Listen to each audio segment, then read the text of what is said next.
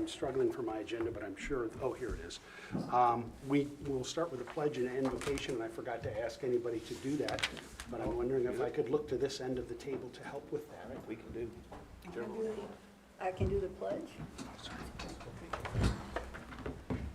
I pledge allegiance To the flag of the United States of America and to the republic for which it stands, one nation, under God, indivisible, with liberty and justice for all. Dear Heavenly Father, we are thankful for a blessing of another new year. We just ask you to give us good wisdom and provision for the city of New Smyrna Beach and NSBU, that we would be prudent and do wise things with the job that we're tasked to do. We ask you to bless and keep everyone safe, that all who work for NSBU. And we be thankful. In your mighty name we pray. Thank you. And Debbie, I guess we will have a roll call. Yes, sir. Commissioner Devine, Here. Chairman Hawes, Here. Commissioner Kelly, Here. Commissioner Smith, Here. Commissioner Conrad. here. Okay, thank you very much. Mr. Wagner, I hate to do this to you because I know that you have to leave at 4, but I have to preempt our agenda today, and I will start that right now. But let me get some things to some folks. Could you hand this to, and we'll hand this to Efrain too. I think it's one, maybe it's two. The topic today, and I've been looking at this now for the last couple of months, it's Utilities Commission New Smyrna Beach Governance and Oversight and Leadership Assessment for Commission Review and Discussion. So unfortunately, the commissioners have not seen this. They've just been handed this email, and I want to take us through that. But before we move forward with that, I want to be clear about how this information is being presented today. This document is informational. It's not something that anyone really feels they need to defend. It is meant to help give us a framework for our discussion, meaning the commission discussion, and a way for us to look at a set of facts, risk, and responsibilities. You should also know that it is not a personnel action, nor does it predetermine an outcome. In other words, I don't have a recommendation at the end of this. The goal today is to have the commission engage in a discussion about what's happened with commission governance over the last year and what that may mean to the future of the Utilities Commission. It is about proper governance practices and whether the structures, information flows, and leadership capacities we currently rely on are in alignment with the Utilities Commission New Smyrna Beach that we are now becoming. Since you have not seen this memo, what I thought I might do is, and I'll time it, I'll give you a couple of minutes to look through the first section, which is the purpose and scope of the brief, and then I will kind of talk through that. So we'll wait a couple of minutes. You can take a look at that.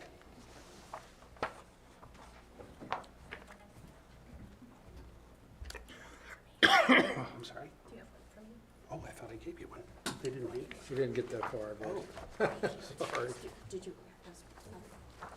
Oh, Oh, maybe that was it. No, I want to Yeah. make sure you have one.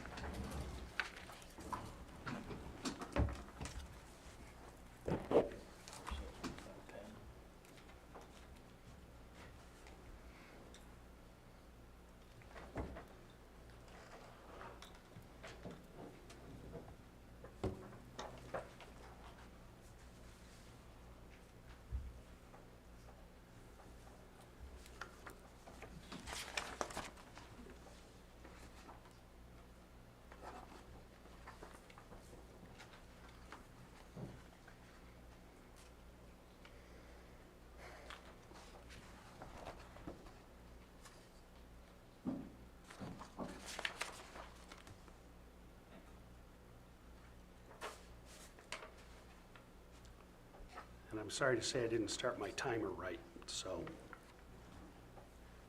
I think we'll end it right there for now. And I will start with number 1, the purpose and scope of the brief, and then we'll move on to number 2 and then so on. The reason this document exists, and I'm speaking of the memo that you've been handed, is straightforward. Over the last year, we've been asked to make some of the most consequential decisions this commission has ever made on customer rates, debt issuance, and long-term financial commitments. Those decisions, how they were determined and communicated, have raised questions about whether we as a commission are getting the information we needed early enough in a form that allowed us to fully exercise proper oversight over the Utilities Commission as the commission is required to do. This brief is an attempt to step back and assess all of this before any potential risk compounds. And I should tell you, we'll go to section 2, the Utility Commission Newsom Beach as a public trust. We will have opportunity, obviously, to discuss this once we go through the email. And we may not get to the end of it today, but at least it's a start of a conversation.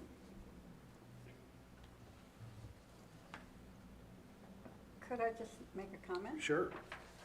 We started this conversation probably 14, 15 months ago when we talked about developing a governance program. Yes. And so this is the result probably of something you've thought about very seriously during that period of Yes, it time. is. And in fact, I kind of addressed that later on in this, but yeah, you're exactly right.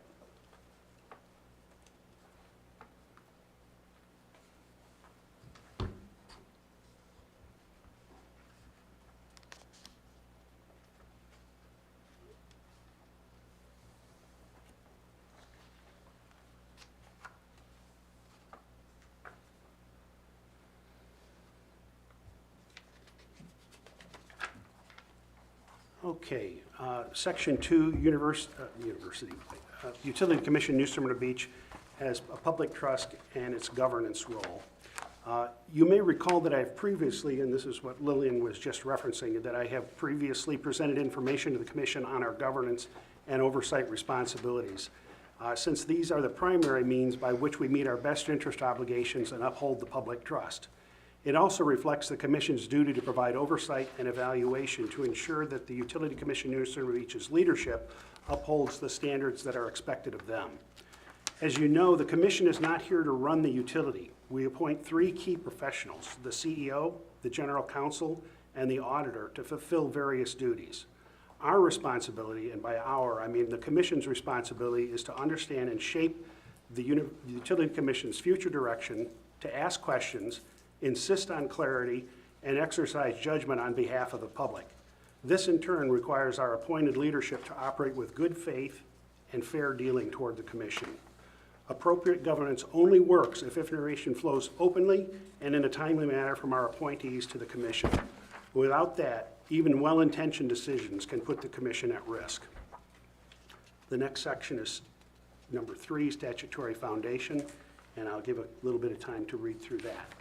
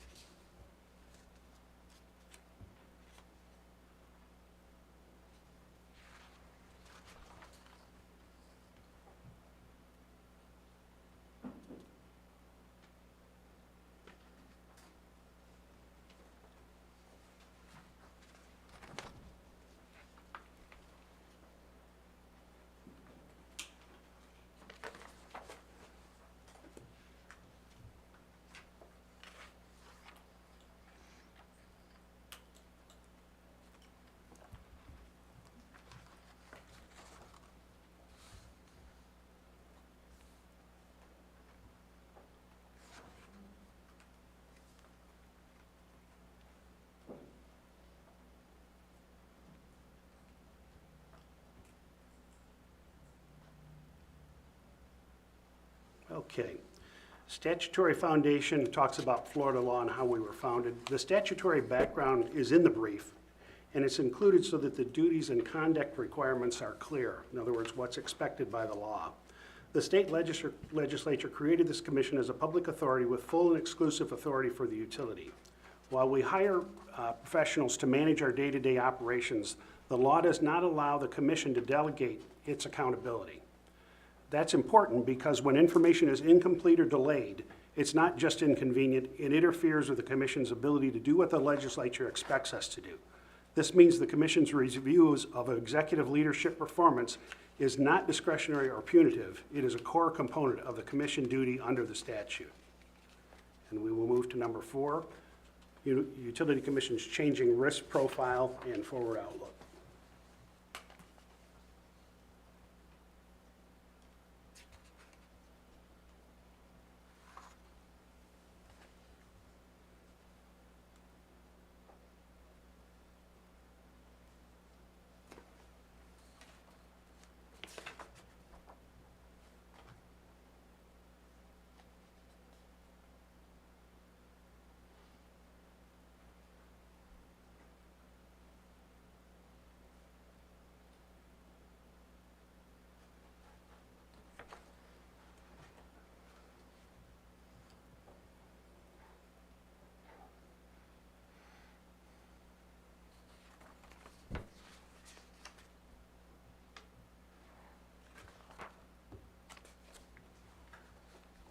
section's a little bit shorter. I think I'll start from there. The Utility Commission's changing risk profile and forward outlook. This is about our financial circumstances, and the Utilities Commission is entering a materially different financial environment than it has experienced for most of its history. We're taking on more debt, implementing large rate increases, and managing a more complex financial structure, as well as a growing customer base. None of this is inherently negative, but it does elevate the standards for our business planning, financial analysis, and forecasting. Our margin of error narrows because the consequences of our decisions impact all concerns, from our customers to our staff to the city of New Smyrna Beach. As this risk increases, so does our reliance on competent and transparent executive leadership for high-level financial assessment and recommendations. Consequently, disciplined financial acumen and clear, transparent communication are non-negotiable. We'll move to number 5, current organizational assessment.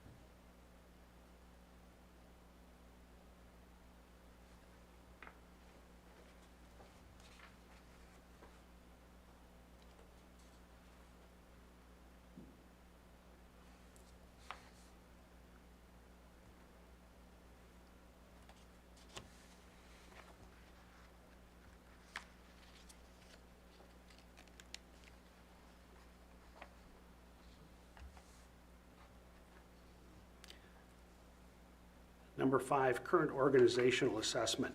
I also want to be very clear about something, and it's what this assessment is not saying. Number 1, this is not a UC NSB is broken narrative. We're not broken. We've got lots of positive things here.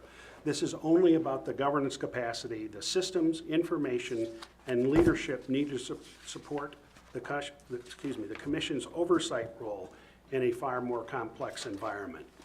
So let's go through some of the strengths, operational strengths. The UC-NSB continues to demonstrate solid operational performance across its electric, water, engineering, customer service, and other functions. The second piece to this is that these departments, and virtually all departments here, provide a very stable operational foundation for future infrastructure development. That's a very key piece of this, that we have the right people here, they know what they're doing, and we can see it through our numbers. The second piece is the financial position. The UC-NSB's overall financial positions remains fundamentally strong, supported by our resilient customer base. And secondly, the rate adjustments and bond financings are appropriate and necessary to maintain long-term system reliability. We do have some gaps, however. The first is the UC-NSB lacks sufficient qualified financial management and analytical capacity to evaluate strategic alternatives. This includes our current cash management and unrestricted reserve issues. The second, the organization currently lacks a CFO-level function with expertise in debt management, forecasting, modeling, and scenario analysis. In essence, the commission is being asked to make long-term decisions without the type of financial modeling that would normally support it. That's not a criticism of intention, but it's a recognition that the organization is not structured for the level of complexity we are now facing. We will now move on to number 6, assessment of CEO performance versus the governance, financial, and disclosure obligations.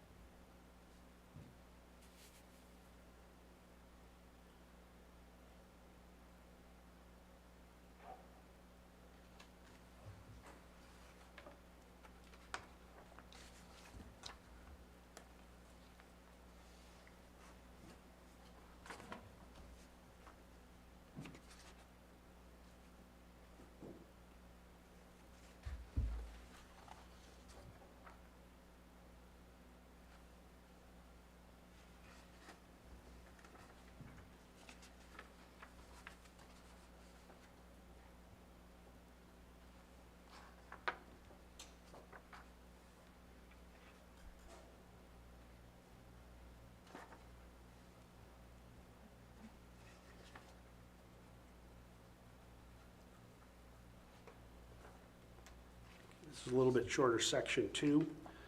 Assessment of CEO performance versus governance, financial, and disclosure obligations. Turning to the executive leadership section, I want to emphasize that this assessment focuses on performance relative to governance obligations of the CEO, not on personal motives or effort.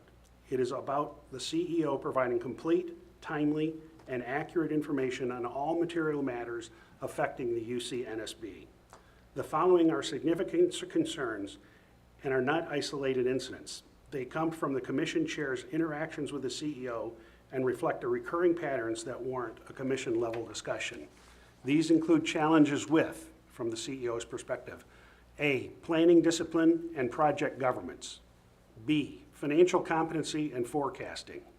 C, transparency and disclosure practices. D, judgment and leadership capacity relative to the UC-NSB's evolving risk profile. Each of these issues on their own can create unintended consequences. Taken together, they raise serious questions about whether the governance approach we've been operating under, and when I say we, the commission has been operating under, is adequate for the UC-NSB we are rapidly becoming. Number 7, CEO material governance, and disclosure breakdowns. We'll take a few minutes to read that.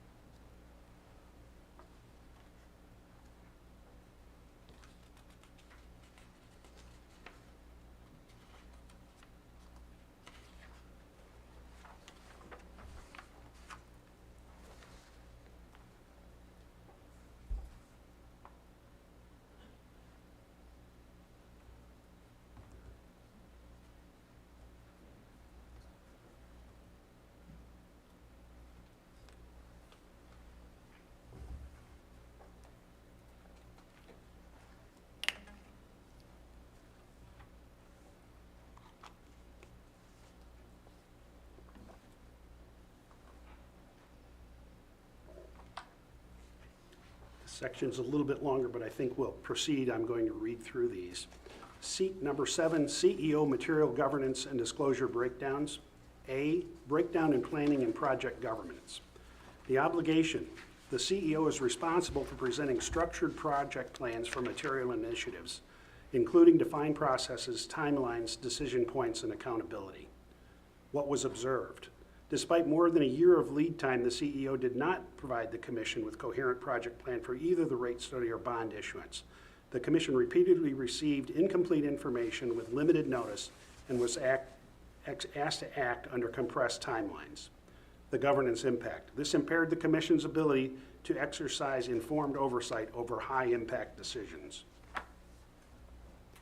B, breakdown in timely and complete disclosure regarding the bond issuance. The obligation, material details regarding the bond issuance advisor selection, legal counsel, engagement costs, and procurement processes must be disclosed to the Commission in advance. What was observed?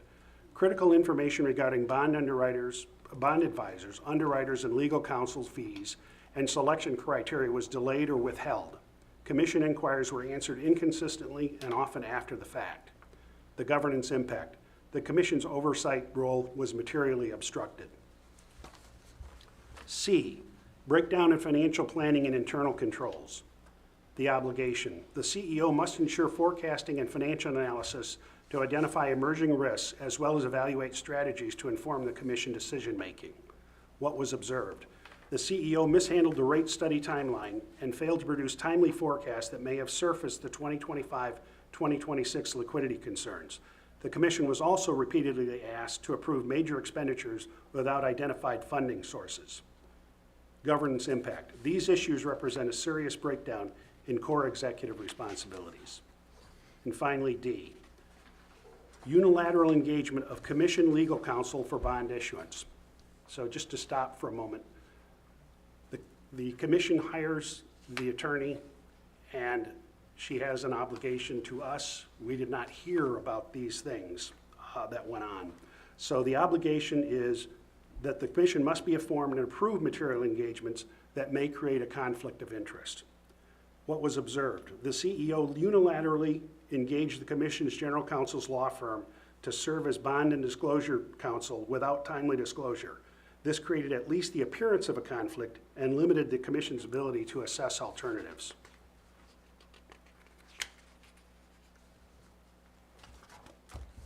The governance impact. This impeded the Commission's oversight and exposed the USCNSB to governance risk. The next section is 8 timeline observations. The timeline is attached to the back. I know you'll want to look at it a little bit more, but it outlines a lot of this information as well. So, but go ahead and take a look and we will wait a couple minutes and go forward.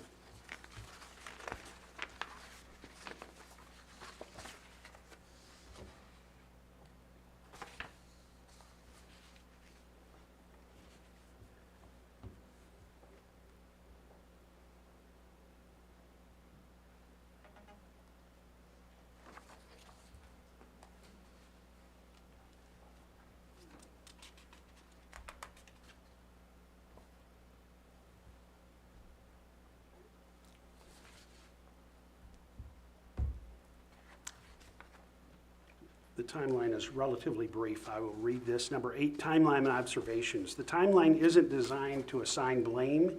It is included to show how information flowed and when. In several instances, the Commission learned about critical issues late in the process, after options had narrowed and after decisions were already in motion. This reactive posture is not what a governing body should be, especially when material issues of debt, liquidity, and ratepayer impact are involved. Timing of disclosures matters as much as accuracy of information. These include delayed indication of the rate study and bond issuance activities despite early indicators. 2, repeated Commission inquiries about liquidity, financing strategy, as well as bond issuance advisor, underwriter, and attorney engagement.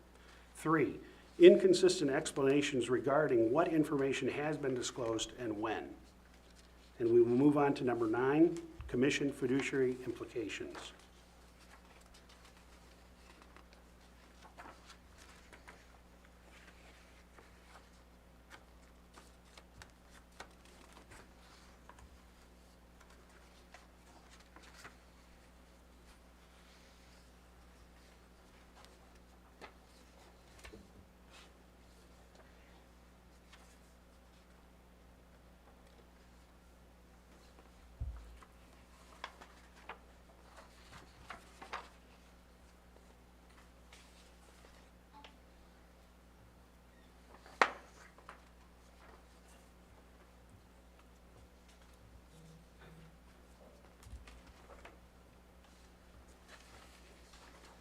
We'll start with number 9.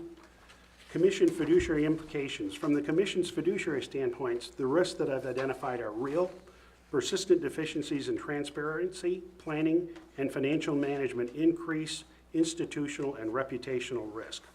They expose the Commission to scrutiny from regulators, bondholders, and the public.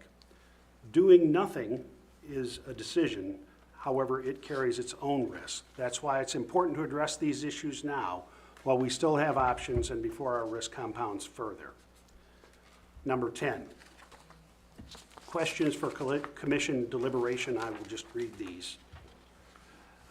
This brief ends with a set of questions that are at the heart of today's discussion. Number 1, does the current executive leadership demonstrate the competence and judgment required for UC NSB's increasing financial complexity?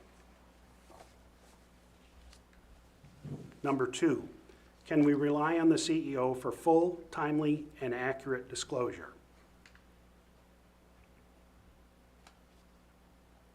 Number 3, what corrective actions, be they structural, procedural, or personnel, are necessary to protect the UC NSB and its ratepayers?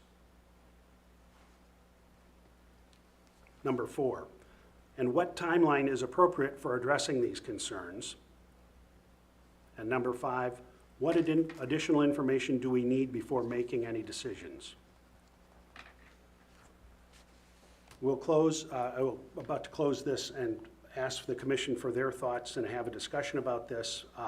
I want to remind everyone that this may be a difficult discussion, but our responsibility is not to preserve organizational comfort, it's to preserve the trust in this entity. This document is not an accusation, it is simply an opportunity to course correct before the risk escalate on us. With that, I'd like to open the floor for Commissioner questions, Commissioner discussion, questions for management, and any clarifications that will help us move forward. So please feel free.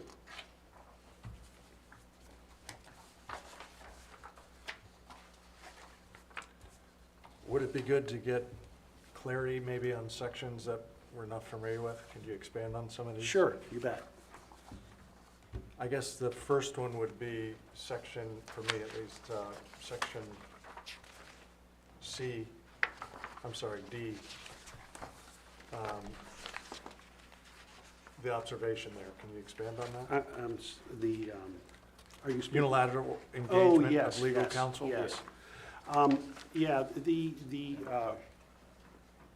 we hired the attorney, and we know, so her obligation is to us. Now, at some point, we're going to want to ask her what those obligations are.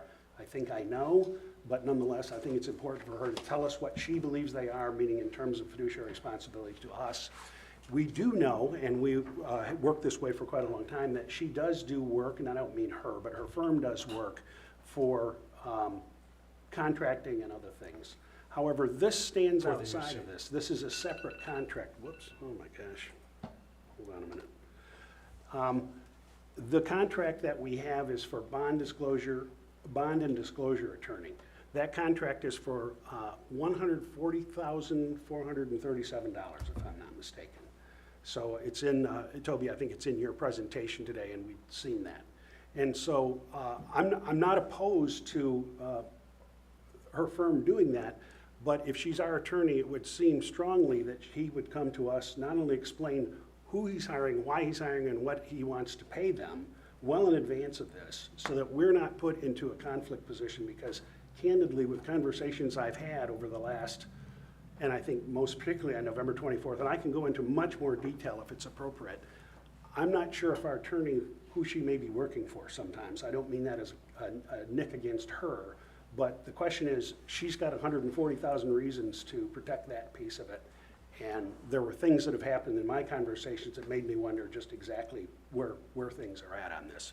So Mr. Chavez decided that he would hire the attorney and basically not tell any of us. This happened, and I think you're going to show this, and I don't know why you would show this today since you don't have anything to do with it as near as I know, but that we were informed of this in April of 2025. And we did not really learn of this. I did not really learn of this in conversation until a meeting on December the 10th. So we're 7.5 months out from a lot of these things happening, and I don't know precisely for what reason, but I know there's been a lot of conversation about fees, how people were hired, what the criteria was, and where things went, and we just don't know. So the question is, what else don't we know? Does that help? Yes, that gives more insight.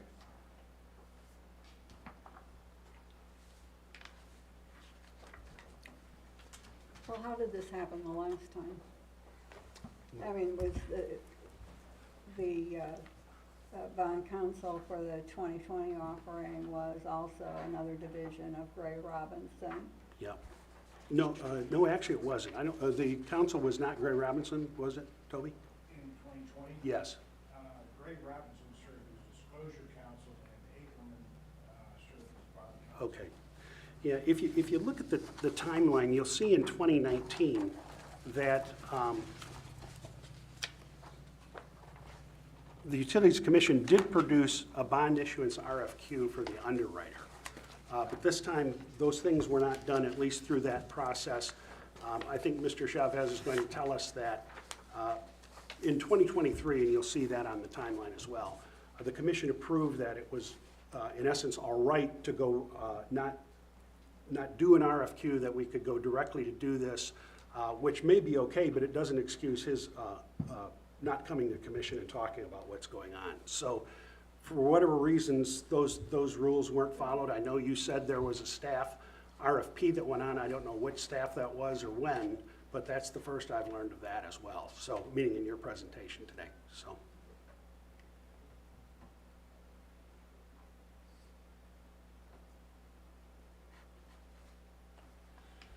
So I guess a great deal of this, at least in reading through this for the first time, seems to connect deficiencies with this overall rate increase process that has been run over the last year. And my view of that process, and while I wasn't here for the entire time, it was materially flawed in very significant ways. One, the schedule did not execute as planned. We had to rework the schedule. We had a plan where rate increases would be notified to the public. That had to be modified. And that plan, because there was a need for rework to the rate increases, much rework had to be done.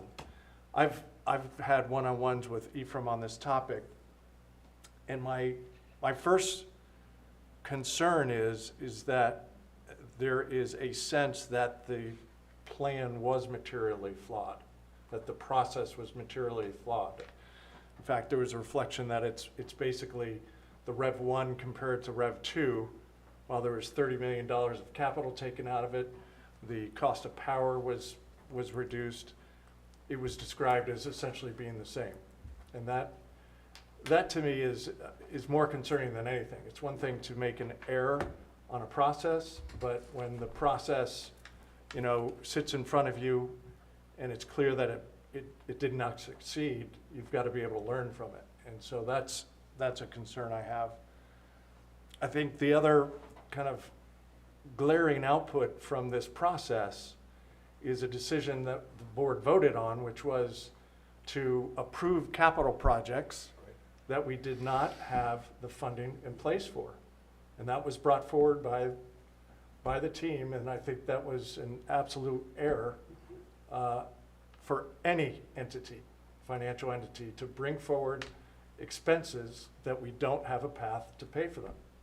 And I think if you look at today's agenda, there was an agenda item for Plan B, because we still don't have that funding in place. We have to get these bonds in place, and if there's any need for potential rework of the bonds or to extend those, we will have to utilize reserves that are not intended to fund the operations. And exploring that shortcoming, I still am reflecting on it as I'm not sure that the collective team sees that as an issue. I think that's correct.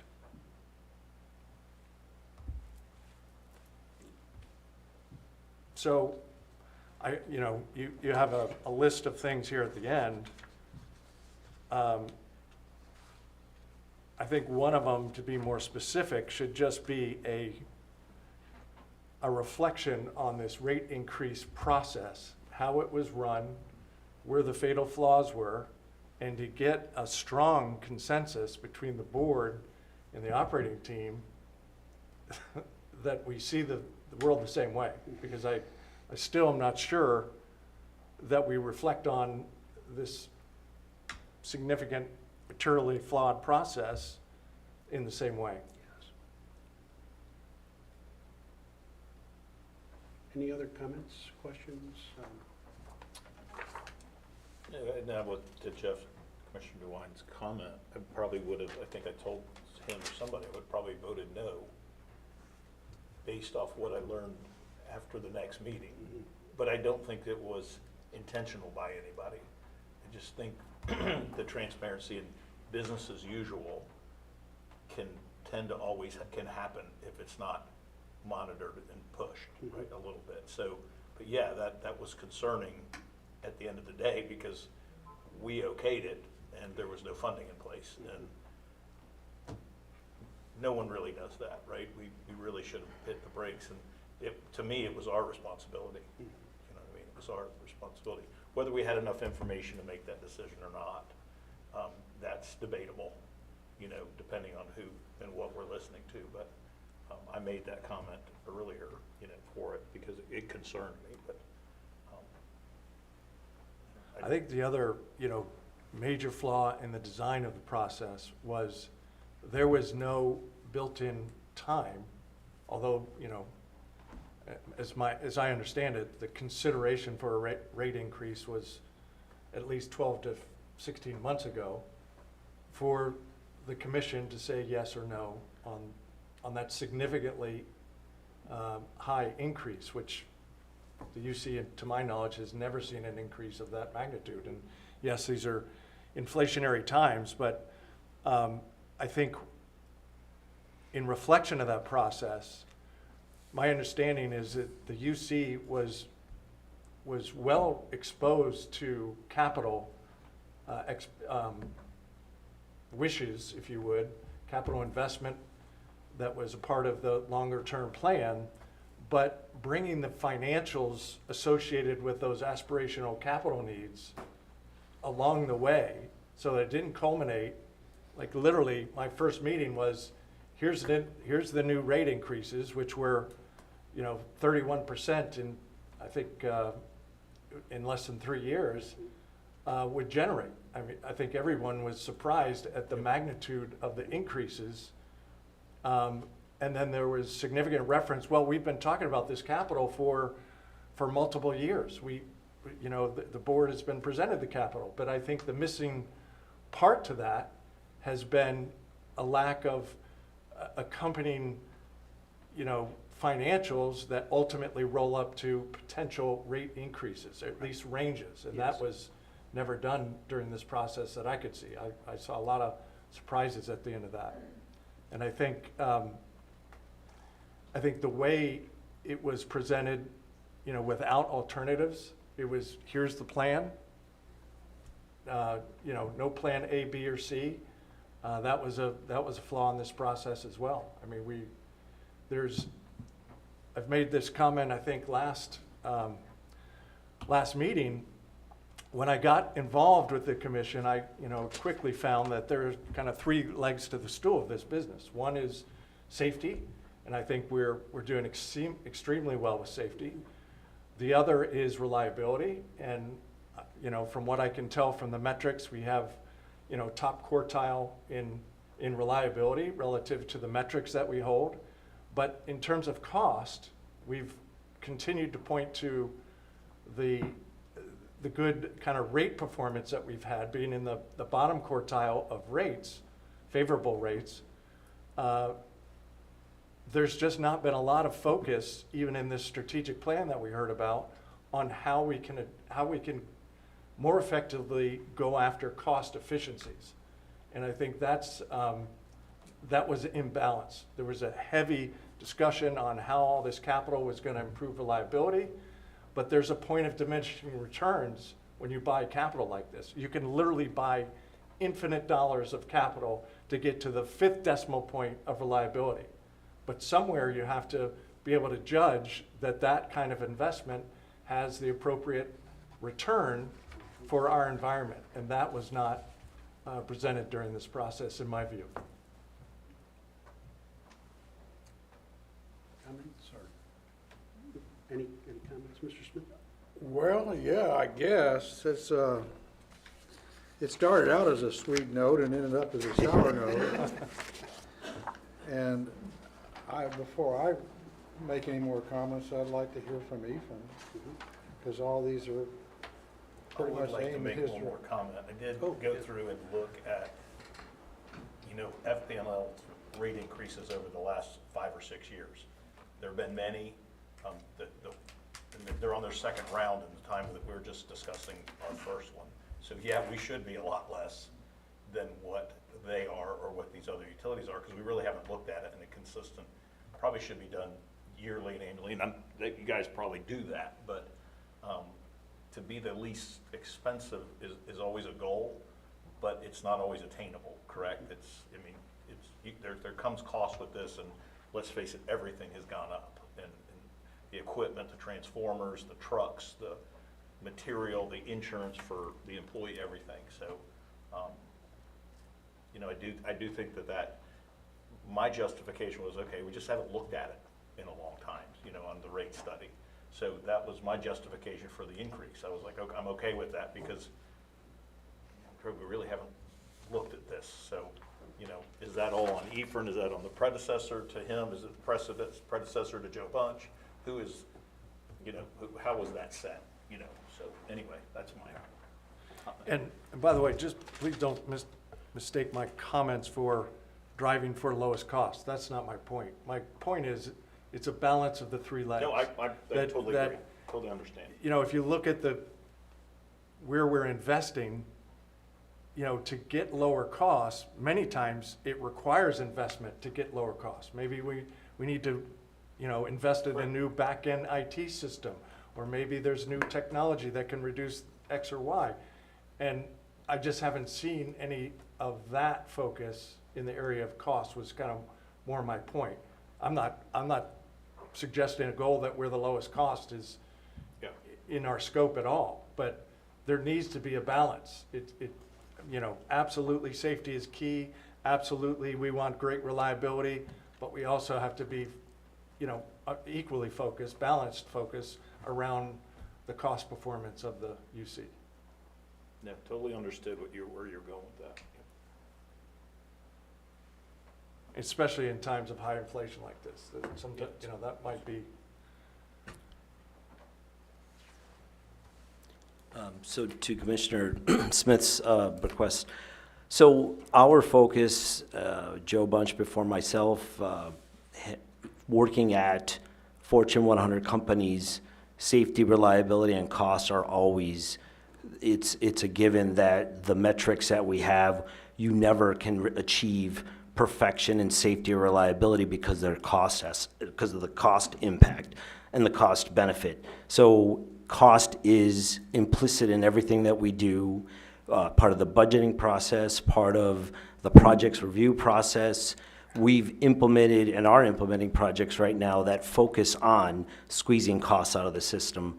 The pellet softening, which is required to replace and provide additional capacity.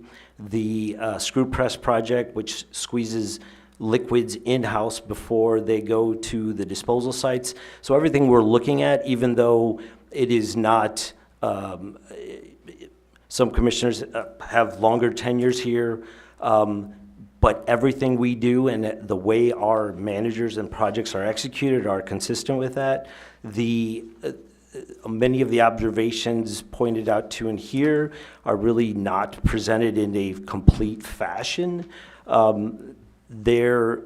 We've maintained to be in the lowest quartile by having that consistent focus. In an investor-owned utility, it is always safety, reliability, and cost-effective. It just is. We have to do the best. We had to do the best for our shareholders.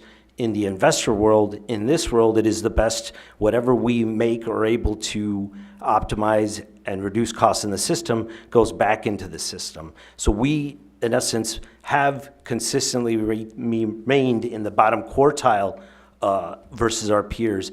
Even after the higher proposal in the round one, we were still at the bottom of our peers. And that was before FPL and others had increased. So a lot of the observations that are portrayed in here are really not fully, that is not the full picture here.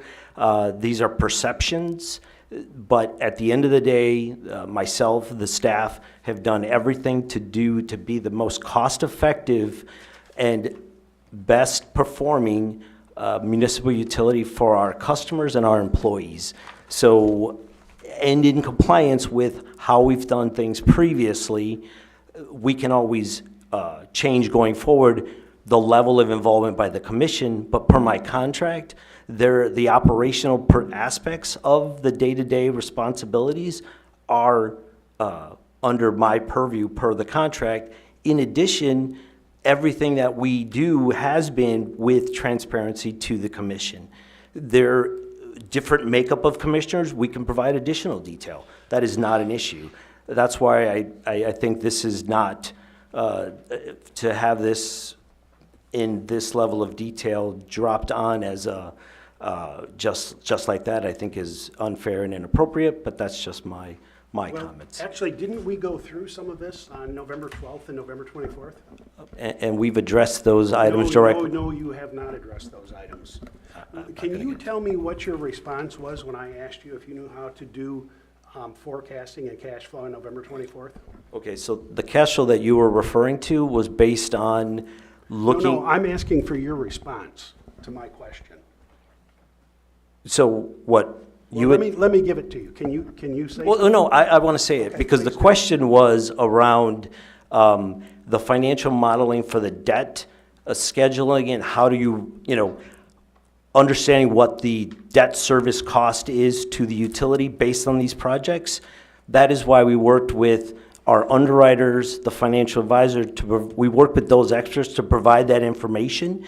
We use the rate consultants to produce what is the rate impact and what is the rate impact to our customers, but at the same time making sure that we are capturing the right cost to support the utility for today and the future. Well, actually, you told me you didn't know how to do forecasting or financial modeling.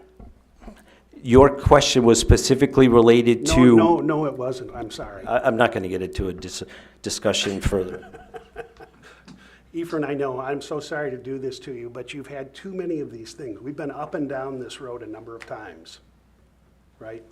I asked you specifically, and I have my written questions, and I gave them to you, and I'm happy to share them with the commission as well. When I asked you about the cost, how you chose the bond advisors and all this kind of stuff, and what you told me at that time was you didn't know the cost and couldn't estimate it. That was the choice. That was your words on November 12th and November 24th. That's not a fair assessment. Well, it is a fair assessment. No, it isn't, because it Exactly was what you related said. to financial modeling of the debt scenarios. Well, but you still couldn't tell me the cost and never did. Well, I asked those questions twice, and in writing, by the way. Well, perhaps we pull out a little bit here and Perhaps maybe we talk should. about more of the macro observations. I say again, Ephraim, I just heard that you think much of this is like an inappropriate observation by the board chair. I just gave you my kind of view of a material flawed process. Again, I've just been here for a relatively short period of time, but the rate increase process resulted in a schedule not obtained. It resulted in now a financial plan where we're going to use reserves that are not intended for operational use, and we've had to make financial commitments that we shouldn't have been making. And I think in our one-on-one discussions, your lack of kind of embracing that this process was flawed materially has been it's been difficult. So my proposal to that is there's definitely things I would do, the team would do differently going forward. That is for certain.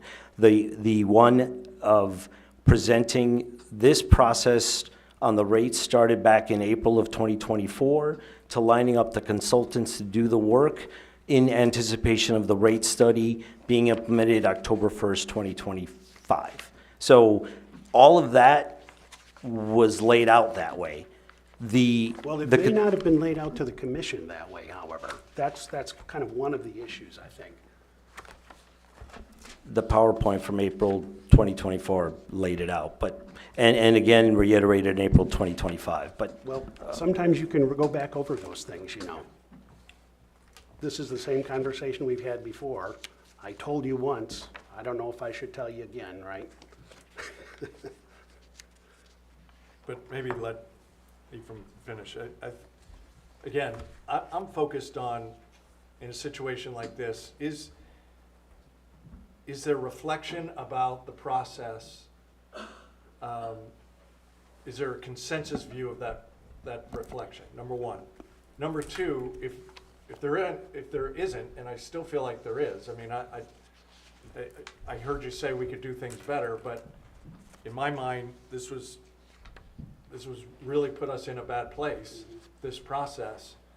And I asked the question this way because that's most important to me is, are we really learning from it? And if you're not taking the learnings back from this process and you look at it as, well, this is a bit of nonsense that we're even discussing this, we'll go make a couple changes, and what's the big deal, then that's a problem for me.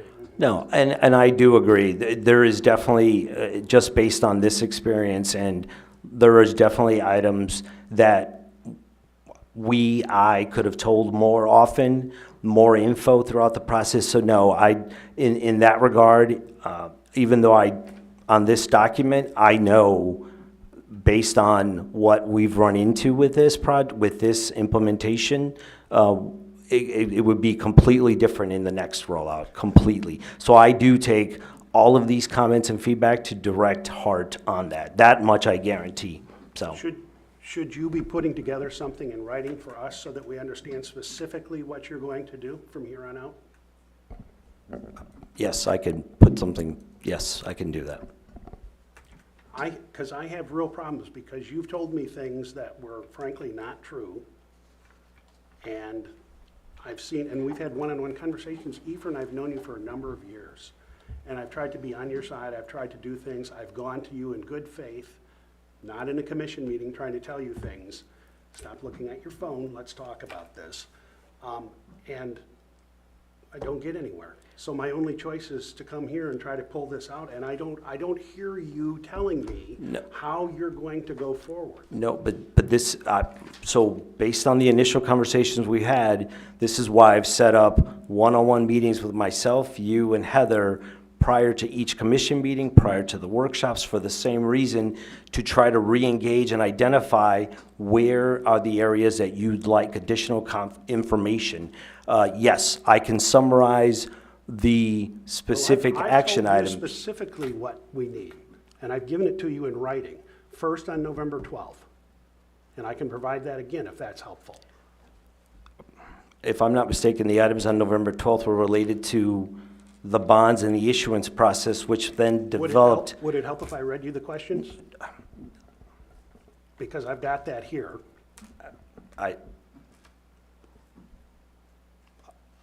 We can have a further discussion outside of this, but I believe we were proceeding on part of that based on that And conversation. I'm always happy to have a discussion with you, but I need something done, not what I've seen over the last few months. Not the business of, does the commission have the right to look into this bonds? Is that really part of our purview? You remember that early? And when I read on September 11th into this meeting, in a workshop meeting, what the commission's responsibilities were, apparently that just didn't sink in. You've got to understand, this needs to sink in. No, and the meeting that Toby, myself, and Heather had with you to go over the whole bond issuance process well in advance of this meeting, that was a large attempt to really address the concerns and questions specifically related to the bonds. Yeah, well, the bond issuance process started well before December 10th. No, I agree with that, but based on the feedback that I had received, that was our attempt to try to address all of that in this presentation that we had reviewed with you. But I will set up regular meetings to further identify which items I need to approve on. Yeah, and I don't know if the rest of the commission feels this way or not. I'd like to hear from them on this, but I need a substantial change in behavior, a substantial change in behavior. Understood.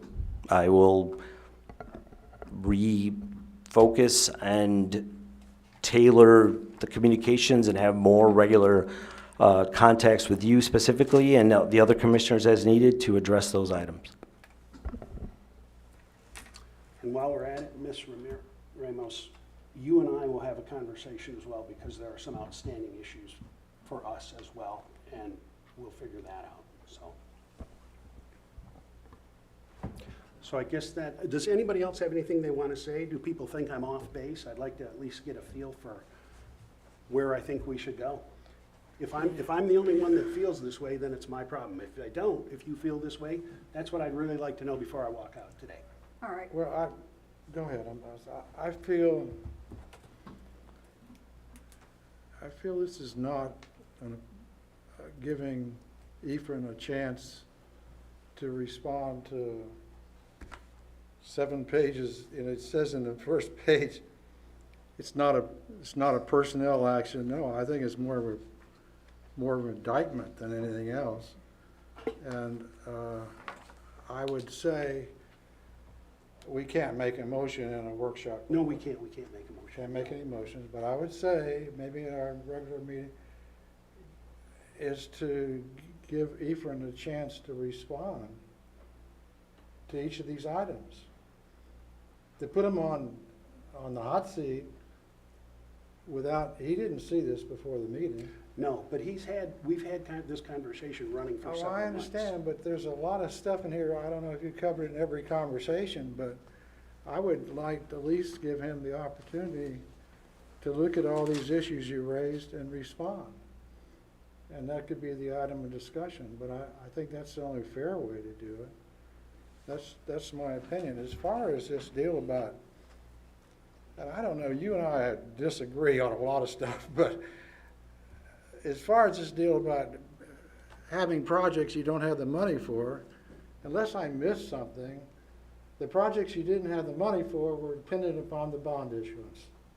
I mean, Correct. that's pretty straightforward. Correct. That was the plan, and that was laid out in the agenda Let me item. finish. And the other thing, and I've raised this issue before because I've seen it in my work, it was a lot of this stuff that was getting funded now was deferred maintenance and deferred improvements. And you just can't keep going on deferring stuff because, you hope that the bond issuance will allow us to catch up. I thought we were trying to catch up, not get behind. But that's just my opinion. Could you clarify more what you mean by the bond? I wasn't clear what you meant by the bond covering the The projects. capital improvement projects. Yeah. The debt we'll have, the operating debt we'll have is not a result of a total result of the 90 million in new capital. In fact, like the water treatment plant, there's very minimal expenses associated with that here over the next few months. Maybe that's something you can bring forward, but if you look at the capital package associated with the 90 million, very little of the expenses associated with those particular items are being expended in this next few months. So what Commissioner Smith is referencing is that the, specifically related to the pellet softening, that was a almost $40 million project. It was indicated in there that there was not current funding, but the bond issuance, and it's in that bond, and it's an $80 million in project funds of bond financing. It was covered in that. So to his point, that's exactly as what it was. It wasn't currently funded, but once the bonds are issued, it will be funded. That's what he's saying. I understand, but I'm referring to the chart that Julie showed the board 3 times. Oh, Which clearly shows that we're gonna go into and utilize a reserve that was not originally intended to fund the operations. And it's not dealing with with those specific that's if, capital plans. that's if the bonds were not issued. Correct. But, Right. but there isn't a not one for problem. one. No, but to Jim's point, it's the same thing. Once the bonds are issued, there is no longer eating into the reserves. The reserves will, that's what Jim is saying. That program, that graph is what is only relevant if the rates and the bonds are not issued. Well, let me That's, ask you a question. That rate that Julie showed us 3 times in this meeting, and she expressed, and I asked her, is this a good practice? She said, no, this is not a good practice. If I can finish the question. yep. Do you think that was a good practice? The financial plan that we have to utilize the reserves not intended for operating cash flow is the right approach? It's not the right approach. The approach that we tried to take was, all this was targeted to be effective October 1st, 2025 for the new rates, issue bonds shortly thereafter. That was the plan.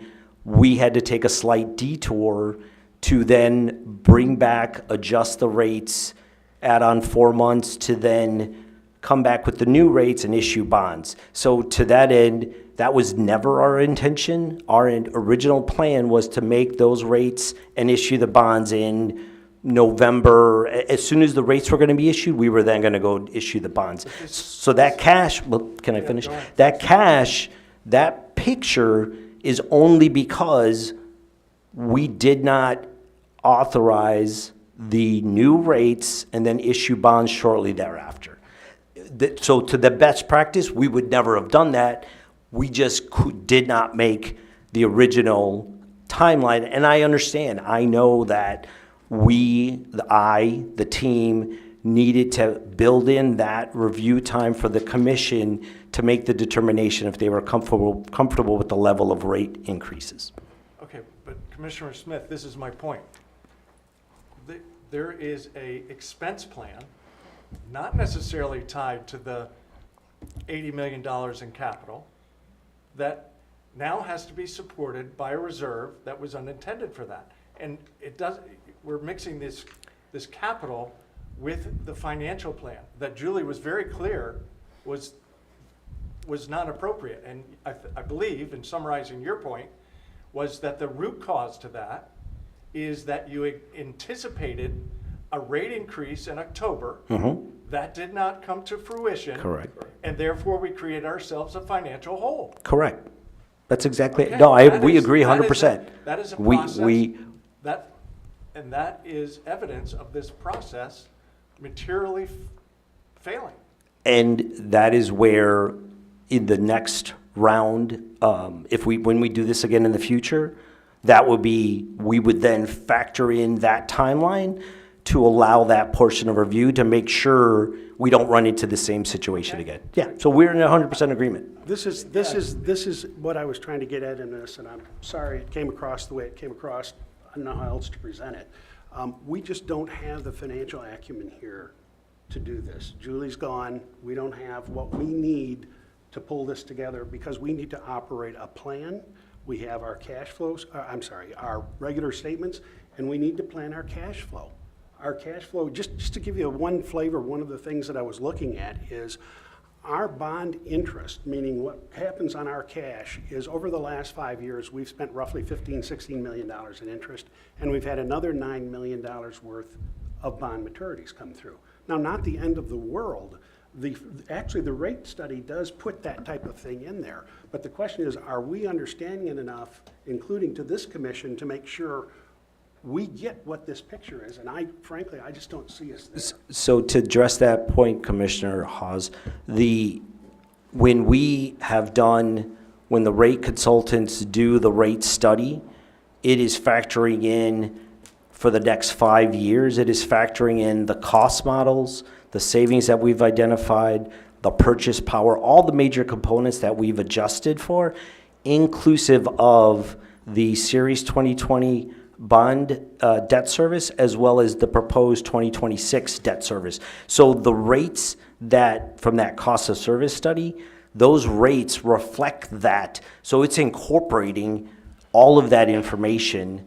The bond maturities and stuff, it's important, and Toby can go into that further. But in reality, for us as the issuer of those bonds that are then sold, it's the debt service related to those bonds. That is factored in the cost study. I know, that's what I just said. But I'm talking about the full financial plan. But that full financial plan, and to that end, Cody, as we indicated last week, Cody is promoted to controller.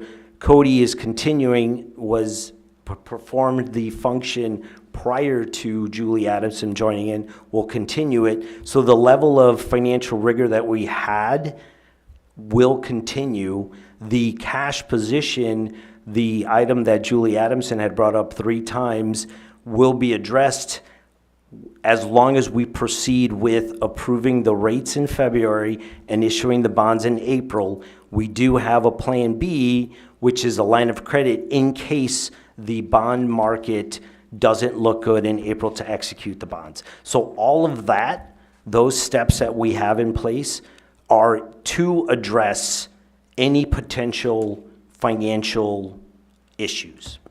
Okay, thank you. Are there any other comments?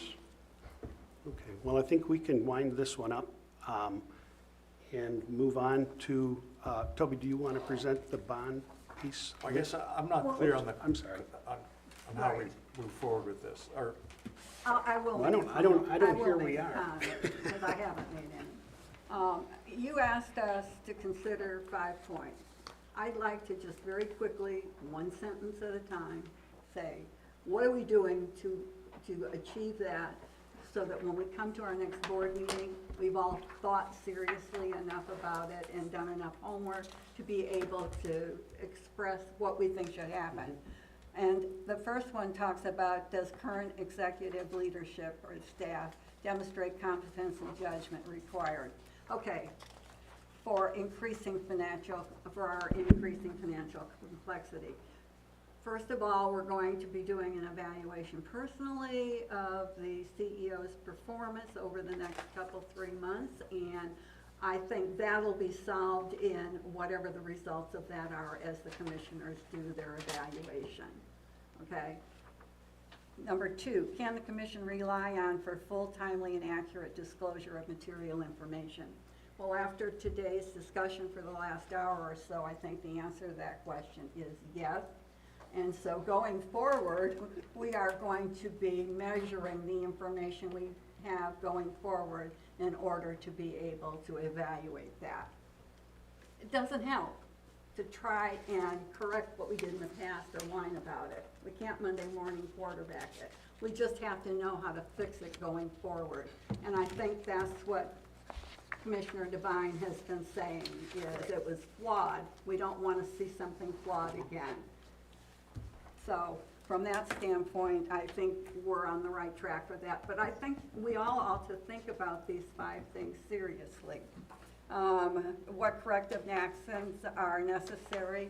Okay, you've outlined everything. Chairman Hawes and Commissioner Devine has put his comments forward, as has Commissioner Smith and Commissioner Kelly. And I believe that we're going to be thinking a little differently this month than we did maybe in April last year. Because that's the first time we heard word great study being performed. What time, not performed, but completed. What timeline is appropriate for addressing and resolving these concerns? Well, I don't think we have much time leeway there, and that's going to come out in the next 30 days or less.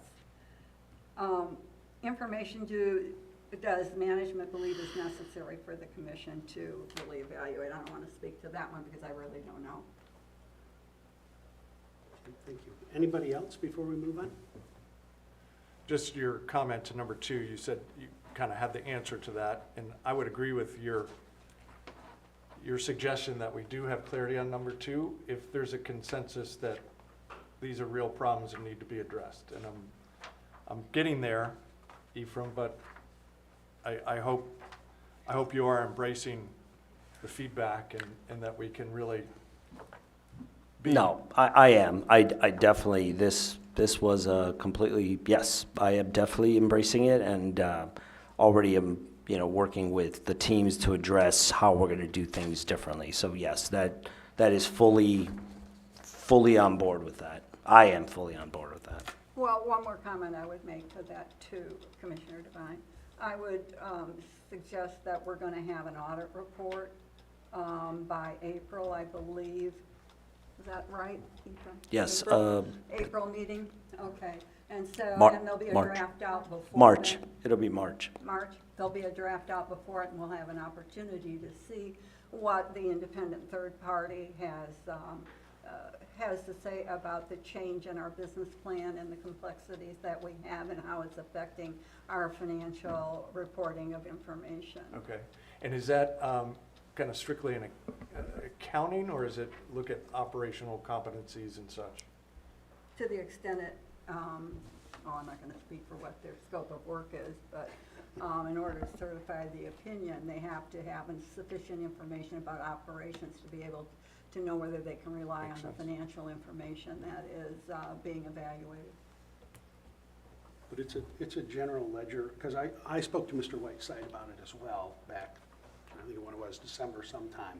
I had a couple of questions, and it's, as you might expect, it's a general ledger type audit. It It's a doesn't really, financial. it doesn't really deal More with some of the financial other than things, and it doesn't deal with governance issues, Okay. so, No, but it is going concern. yes. How are we leaving this issue? Are we gonna give Ephraim a chance to respond?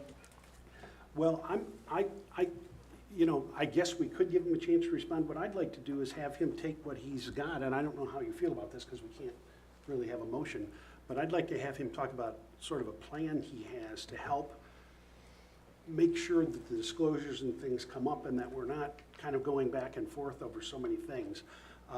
And I know, Jim, this is, Mr. Smith, this is a tough one from the standpoint of, I've had a lot of conversation with Ephraim, and I wasn't getting anywhere. And so I hate to surprise everybody with this today, but there was no other way. So that's why it's here. So he can respond if he would like to, and he can certainly use that as part of what he'd like to present to us. But I guess what I would like to do is like to see, kind of where he's heading with this type of stuff. Does that help, or is that not what you're getting at? No, it's not. I would like him to go through the 7 pages and the issues and Okay. respond. Okay. I think it's only fair. I think throwing this out at this point, you say there was no other option. I'm sure you believe that. But I think throwing it out without giving him a chance to respond would be just not fair. Okay. I agree with that too. I think, maybe in a workshop a month from now, maybe Ephraim has a chance to absorb this, really digest it, and come out with his own plan on Yes. how much of this, he agrees with, what doesn't he, and what are the potential changes. I mean, this aligns with the performance review that's upcoming as well, so that can almost be one and the same. I agree. It could be one and the same, and I don't disregard the amount of effort you did putting this together, don't get me wrong. I want to see both sides of the story. Mhm. I to make another comment, not to delay, but these discussions are always good. If somebody's feeling it and there's actual data that he's got that proves that, then I think we all felt like this process hasn't been good. But to Jeff's point, the 3 legs, the 3 pillars that we have, 2 of them are really good. Our matrix and everything about the organization is outstanding. We have 2 this- out of 3 ain't bad. Right, yes. Somebody ought to write this Unless law, you're right? sitting on that stool. Unless you're standing on it, right? Is that what you said? Yeah. So I do think it's productive, and I think it's good to look at this stuff, where we go from here. To Mr. Smith's point, like he said, we don't always agree on everything, but I do think, since Commissioner Devine's come on too, and been on. We've also made some improvements into the data and information that we're getting, and I feel comfortable with that at the end of the day. I think as chairman, you have to express your feelings, opinions, facts, figures, whatever, any of those that you want to put in it, and then we move forward. But I certainly want it addressed, but I think it's good that we came up and that we've cleared the air on it. But as a whole, all our matrix and data and financial positions are good. Yeah. So. And I do have substantial amount more data, but I didn't really think it was appropriate Right, for me right. to bring that in. So, I'd like to recommend in the future that we put at the front of our agenda the 3 bullet points of what our role is: oversight, not day-to-day management, exercising independent judgment, and evaluating. And if we have that in front of us on that agenda, maybe we'll remember what it is that we need to look at a little more. I don't know if you want to do public participation. Oh. Yeah. I messed up earlier by not asking if there were public comments. I don't know, I don't think anybody from the public is here, but there may be somebody on the Facebook piece. Is there anyone that has a comment?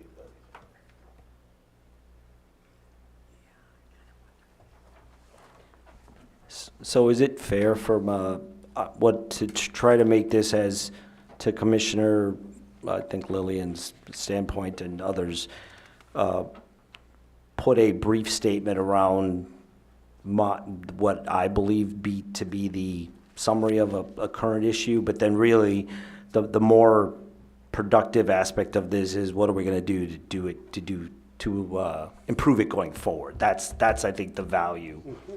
So Yeah, I agree. Perhaps like a framework, Ephraim, of you absorbing this and then putting together your view of what the problem statement is, maybe what you think potentially caused this, and then what are the actions to improve it in the future. That might be a perfect framework where we can all get aligned. sounds good. And I'm happy to help you with that if you want to sit and talk about some of these to make sure that I'm, Okay. telling you the right stuff. Sounds good. Okay.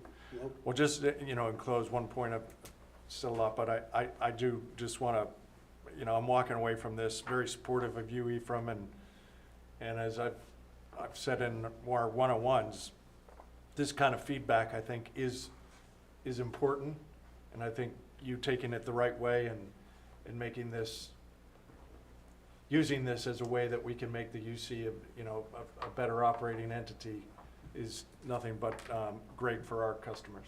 No, I agree, and that's ultimately what myself, the team, we are doing the best for our customers, the entity, the employees.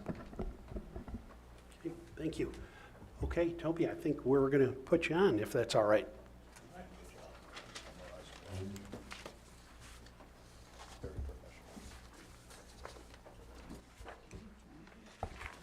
Good afternoon, Chairman, Commissioners. Yeah. Are we going to, before we get into the agenda, Yeah, just look at these points that were left on the desk there? we are. Debbie, I know, wanted me to push these at the I was end. gonna say we could put it at the end, but I mean, it's whatever y'all wanna do. Yeah, why don't we do that right now? One of the things that we've been talking about between myself, Mr. Chavez, and Debbie are trying to reinstate a former practice for the commission, which is to recognize by the chair who speaks and make sure the name gets out there. And what I would add is if I make a mistake, I look at somebody and somebody speaks, make sure you say your own name. But the idea is to make sure that we are orderly and that so that the people that are on the other end of it, on the audio piece of it, know who's talking. And so for minutes and other reasons, that's important. So that's that. Does that help with that? That and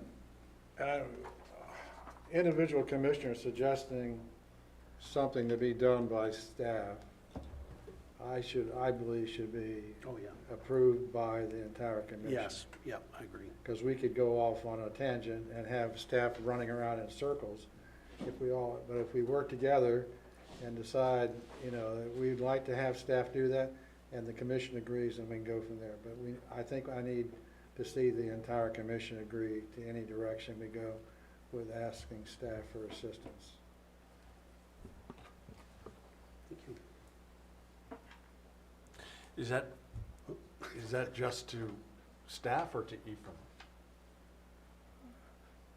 Well, I mean, everything I would goes not- through Ephraim, but Right. I'm saying is that if we're going to ask staff, and let's say Ephraim is in charge of staff,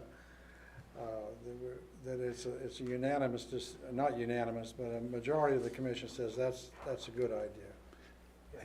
I think what you may mean is if we wanted to ask Ephraim to do something versus asking staff, do we need to have that approved? Is that what you're asking, or am I misunderstanding that? Well, I'll give you an example. I've asked Ephraim, I'd like to do some tour of facilities. Do I need to come here and ask the council no. if I can Yeah. ask Ephraim for that? No, I mean, so I'm not sure the boundaries and I borders think of. to Commissioner Smith's point, I mean, none of us need to be dealing with staff and having them do work. No, I think that's completely Right, inappropriate. It that- should I mean, always go through Ephraim. Yeah, and always go through, is that what you were asking? Yes. Yeah, Okay. yeah, they've got Yeah. jobs to do, and they're evaluated on their performance of their job, but to call Ephraim to do a tour, I've done that before, I'm like, hey, I wanna see the plant, that's, we don't need to bring that up here, I don't think, in my opinion, I don't know, you know. I think it's good to have a consensus that we're all Yeah, I do, agree that that's an action that we'd Well, I like to think have the- done. Commissioner, or Chairman Haas's thing, we have contact with 3 people, right? We don't, CEO, general counsel, and the auditor. That needs to be, you know, we don't need to go into Julie and sit at Julie's desk, hey, I need this, Yeah. this, and Right. that. That's not what we do or function as. Right. But just to housekeep on that, could we ask Ephraim, like I asked him for a tour? Everybody's in agreement with that, but if Ephraim believes that it's an inappropriate question or that it should be a question that the whole council should agree on, can we ask him to gatekeep that? Sure. Yeah, that's Sure. fine. Sure. Okay. Yeah.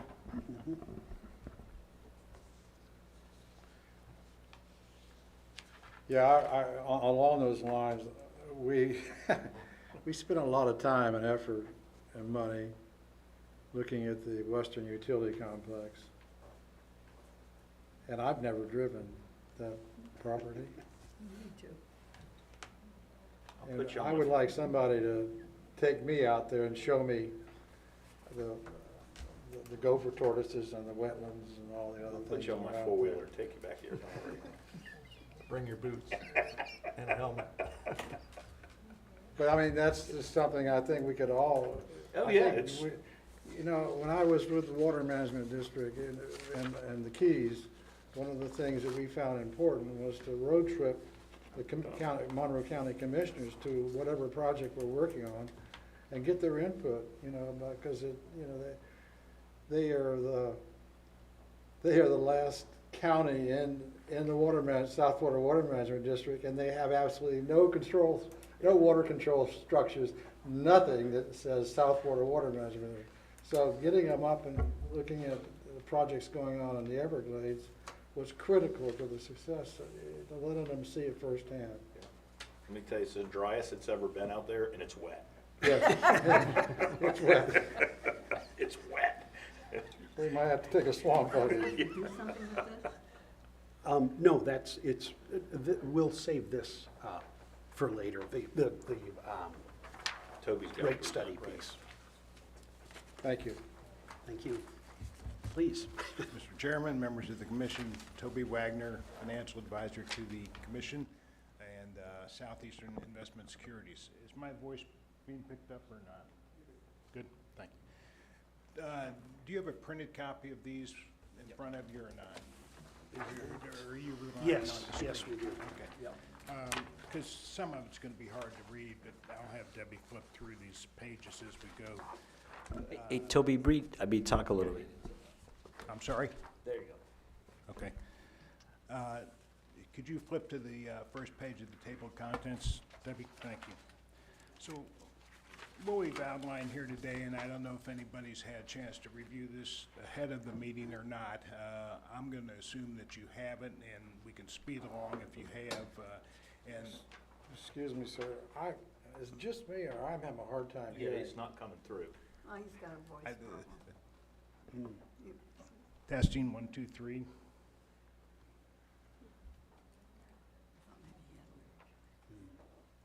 Yeah, I didn't think it was very loud either.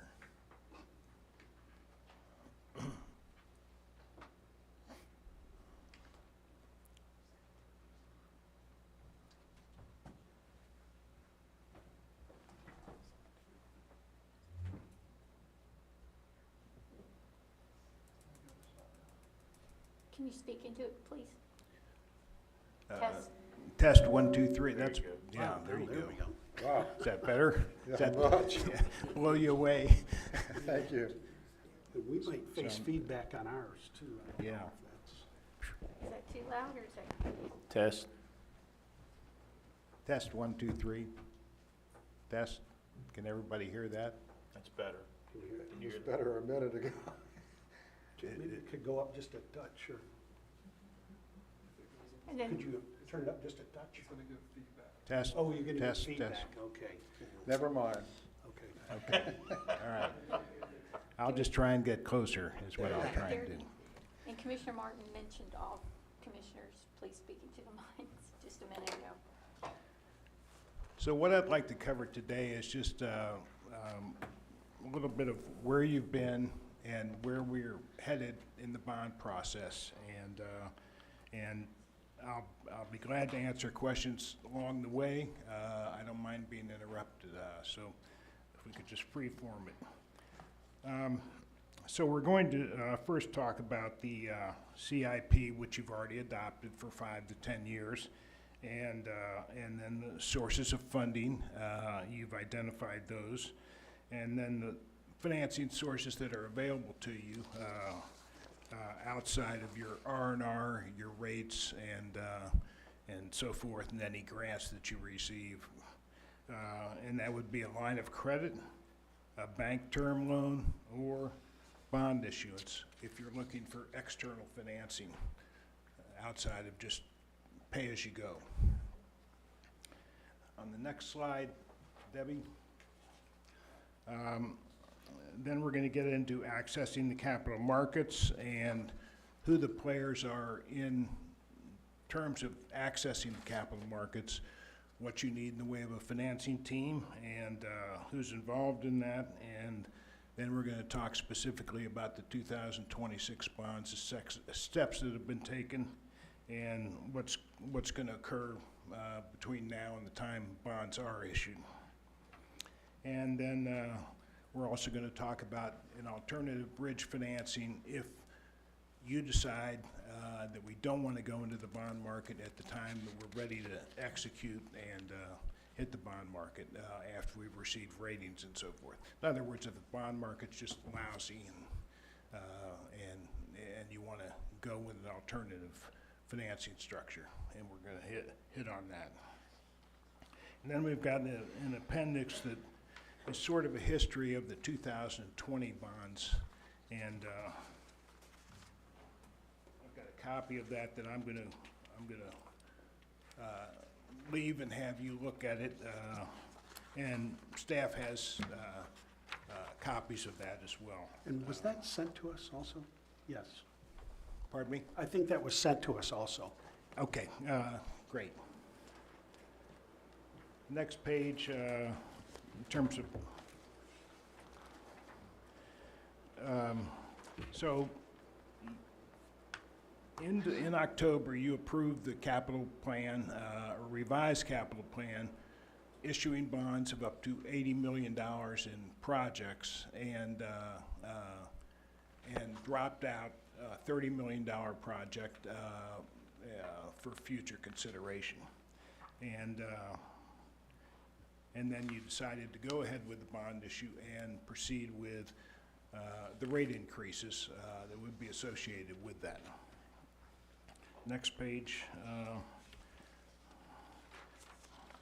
Just talking about different sources of funding, line of credit, and what use that is. And that's really a bridge financing or liquidity facility if you just need quick money. We have some clients that draw down a lot on their cash very quickly, and they need a liquidity facility just to lean on and replenish their cash before they have external financing. And and the bridge financing would be sort of an alternative that we're talking about. If you decide not to go into the bond market, then you could go for a line of credit. And that line of credit is good with a bank for a short period of time, 1 to 2 years. You could have on a maturity on that, and it would probably be a variable rate structure as opposed to a fixed rate structure that you could get out and lock in fixed rate anytime you wanted. So it's got some benefits. It's not expensive in terms of interest rate or costs associated with that. Who do we do our banking with today? I'm sorry? Who do we do our banking with? Bank of America. And do we have a line of credit with them? No, No. currently no. And we'll talk about that a little bit later in the presentation. Then the other alternative, next page, is bank term loan, or what's also known as a direct placement financing. That's also through a bank, and that would be for a longer term, maybe 10 to 15 years. And you could issue that very quickly.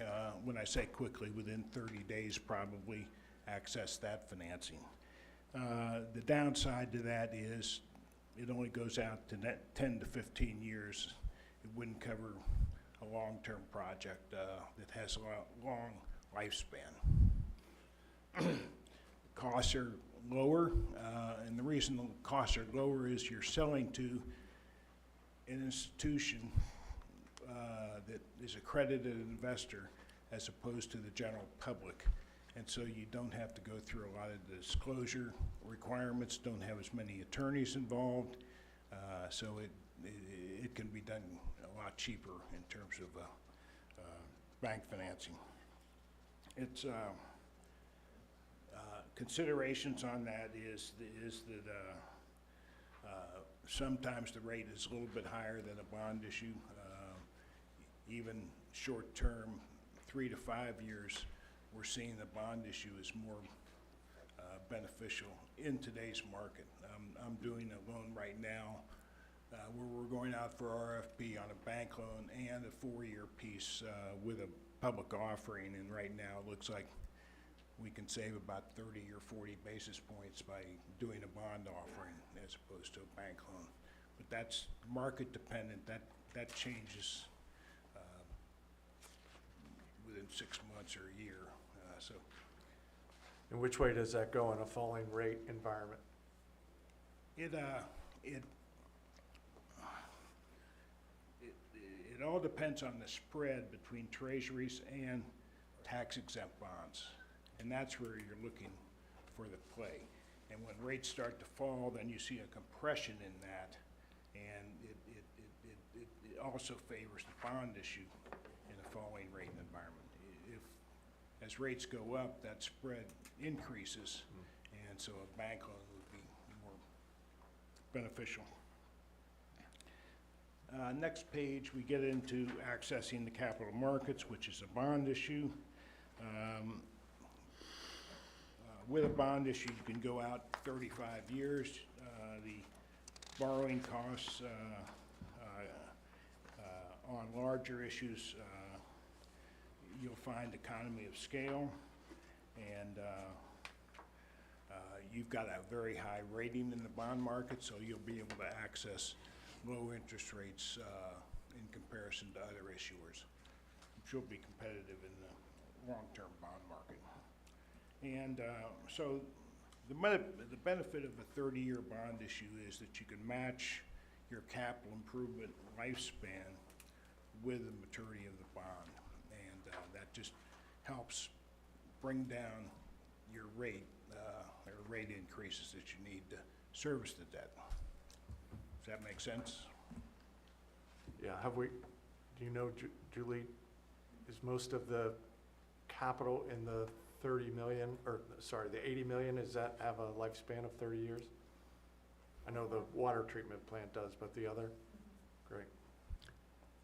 Well, Toby, though, the bond won't have a maturity of 30 years. There'll be some at 30 years, but some at whatever, is that correct? I mean, kind of like the 2020 bond? Yeah, you'll have a portion that are due in 1 year, 2 years, out 30 years. So it's scaled out 30 years. And so to answer your question, Jeff, if you've got a lifespan of something, let's say you're doing automatic meter reading or something like that, that doesn't have a 30-year lifespan, the early maturities can be attributed to that asset. Those pieces, yeah. Next page. The considerations, a little bit higher than bank financing just because it's a public offering. You've got to go out and meet certain security requirements. You've got more attorneys that you've got to hire, and it takes more time. But the lower interest rate will show a comparison between bank financing versus bond issuance, just like we're doing with that other client I mentioned to you. The true interest cost, or with all the net costs involved as against the interest rate, will define whether a bank financing or a bond issue makes sense. Next page. This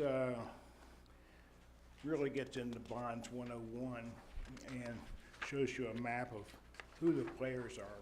And we show the sources, msrb.org, and I encourage you to take a look at that website.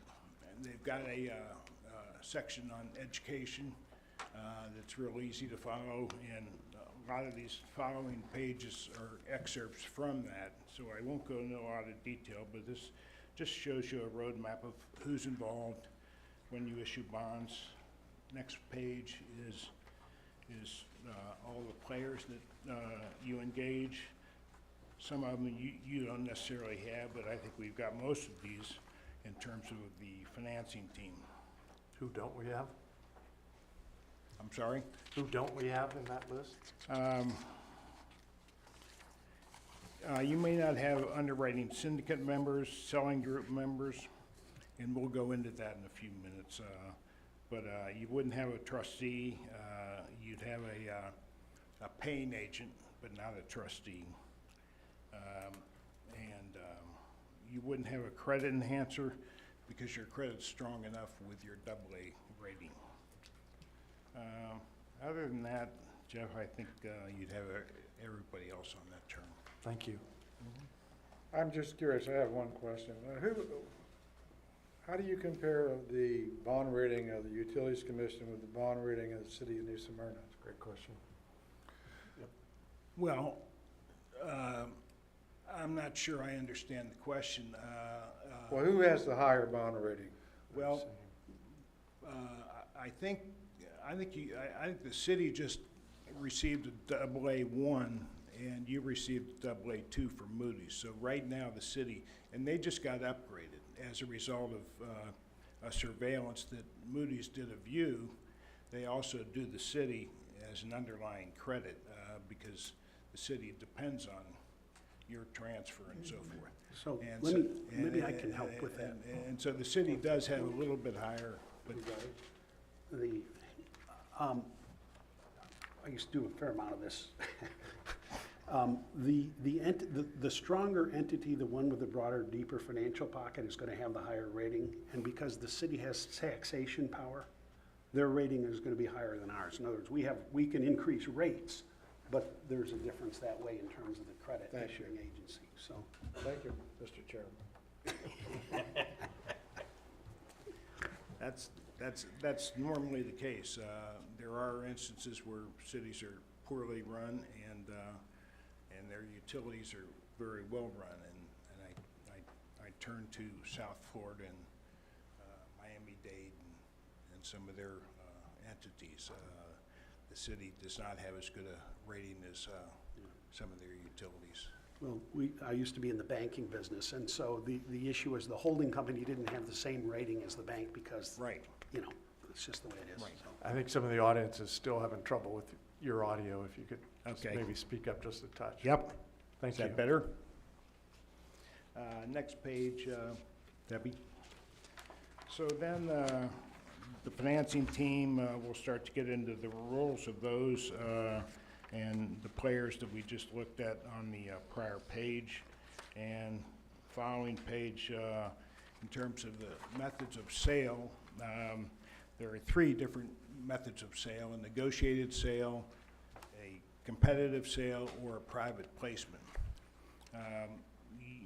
You're suited for a negotiated sale, as a city would be, over a competitive sale or a private placement. A private placement is when you want to go to a bank and just do a transaction with them directly. That wouldn't suit you because you've got a much higher bond rating. And if you didn't have a rating at all, for instance, when we started with you back in 2007,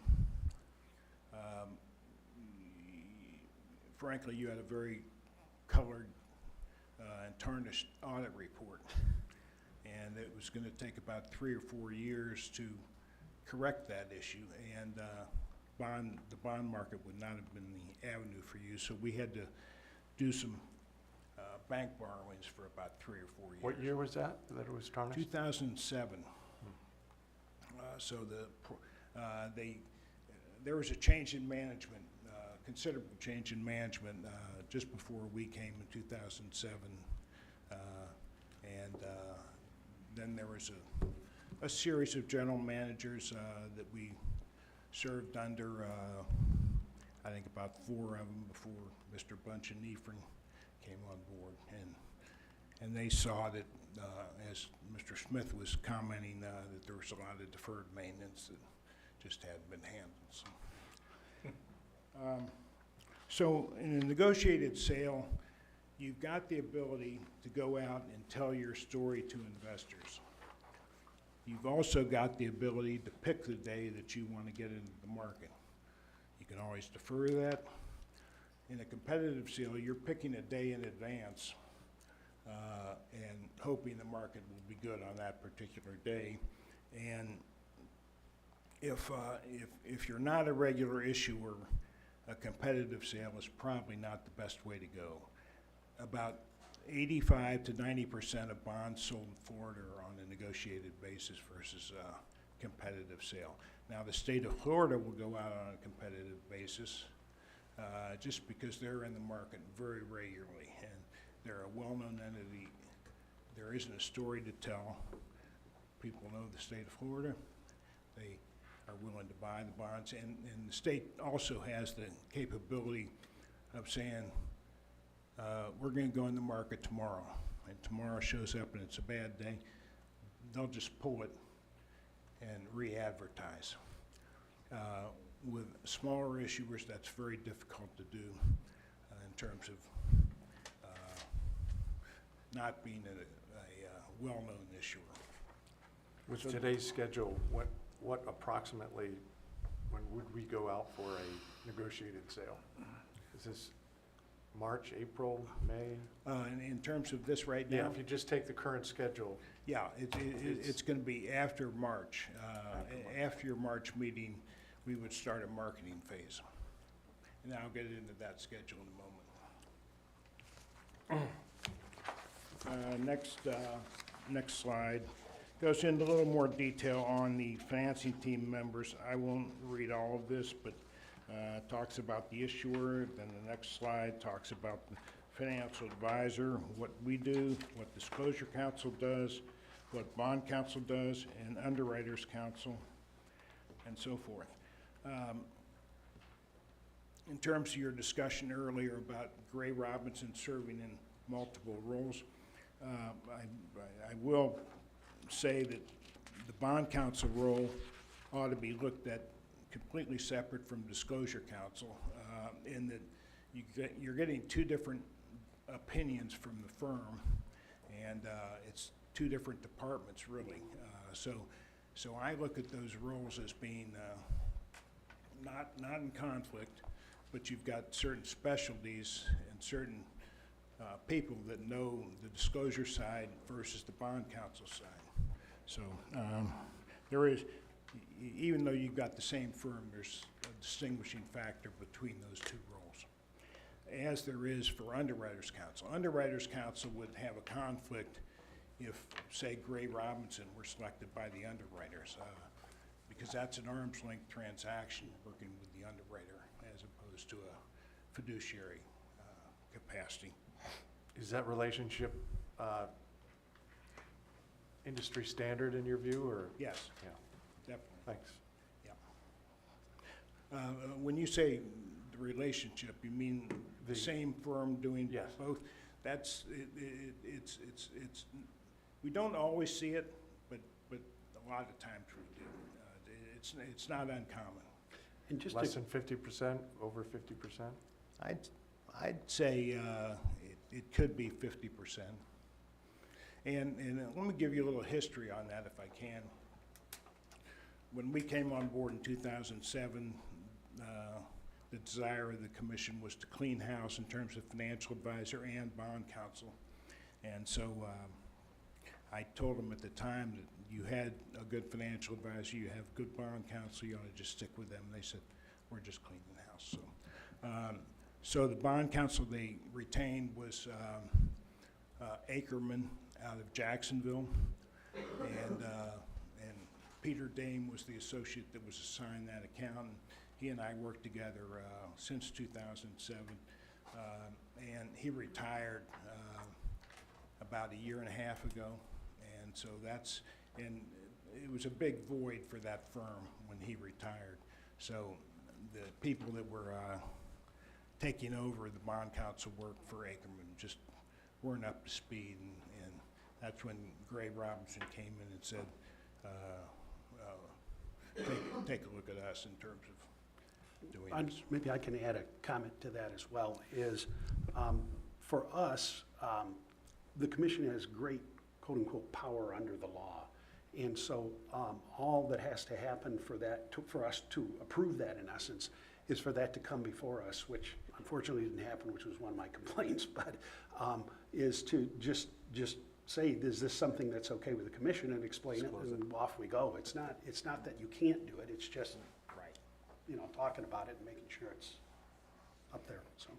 One thing about those two roles, bond counsel and disclosure counsel, it's a very, very small community of firms that do that kind of work. It's very specialized, and it's driven by SEC regulations, and so it's as well as the tax side of it, and so it's very complicated, and you only have about 3 or 4 players in Florida, and Ackerman was not up to speed. Gray Robinson was another choice. There was a firm out of Tampa and Orlando, Brian Miller Olive, and they represent the city, and it was viewed that there was probably a conflict in representing you as well. So that just tightened the availability of firms to serve as bond counsel. Thank you. Next page, Debbie. Then we get down to the underwriter, underwriting syndicate, and trustee or the paying agent. And the underwriting role is really the people that market the bonds for you. Once we get a bond rating, then it gets turned over to the underwriter.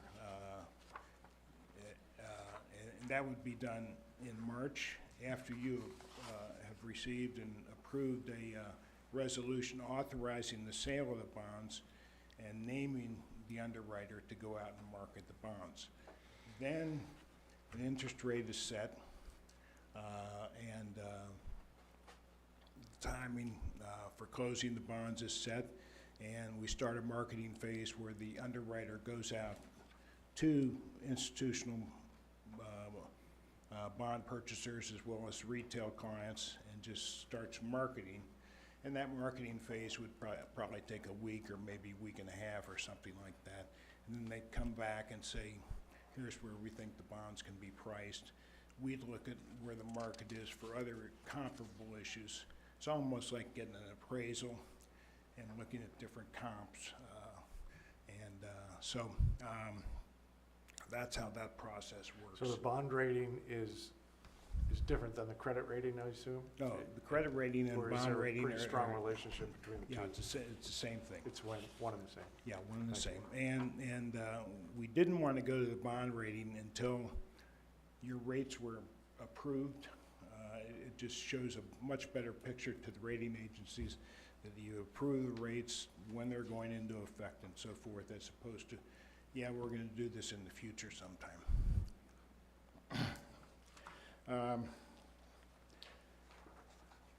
Next page, you've already got a bond feasibility consultant, which is Raftellus. We don't have a credit enhancer. Selling group members probably wouldn't have that. With the underwriters you've got, Bank of America and Hilltop, they're both big boys and they can just open up their vault and take down all the bonds if they need to. You don't need a verification agent or an escrow agent. That's if you're refunding bonds, then you'd have those roles, which we did in 2020. The auditor is, just gives us their blessing to use the audit in the offering document. And I'm going to, this is a copy of the final official statement that Disclosure Council puts together. This is the Bible that the underwriters use to sell bonds. There's called a red herring, which is a preliminary official statement that goes out ahead of this. The only difference is it doesn't indicate what the interest rate's going to be and redemption provisions. But other than that, this is the story that's told to bondholders. I wish I had taken that Evelyn Woods course. Right. Well, I have good news for you. If you go to the SEC website, you will find these things. You'll see 2 file cabinets outside of your conference room on the second floor. Right next to those or those file cabinets is a table with your transcripts from prior bond issues that all the documents are in those.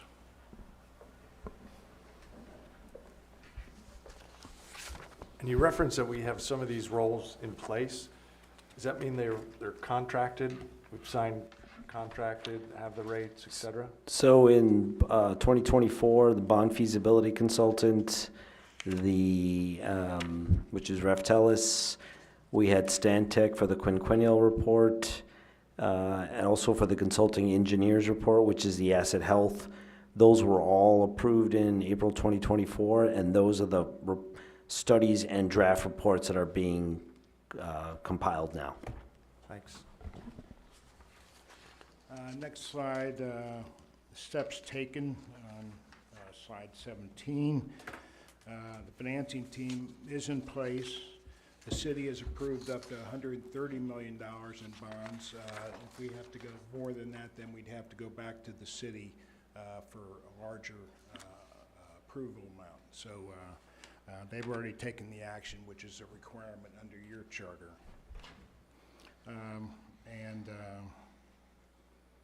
And then, as Ephraim just said, the asset assessment reports being done by Stantec, and the bond feasibility financial forecast is being done by Raftellus based upon the rate presentation that they've made. When you're putting the team together, is it a case of you get what you pay for? Pretty much, but again, our market is so tight and so small and so competitive that the pricing is going to be very close. So what you've got to do is just make sure you're getting the right team that understands you, what your needs are, and try and stay with that team. But at the same time, as I've told Efren in the past, you just need to make sure that you cost compare.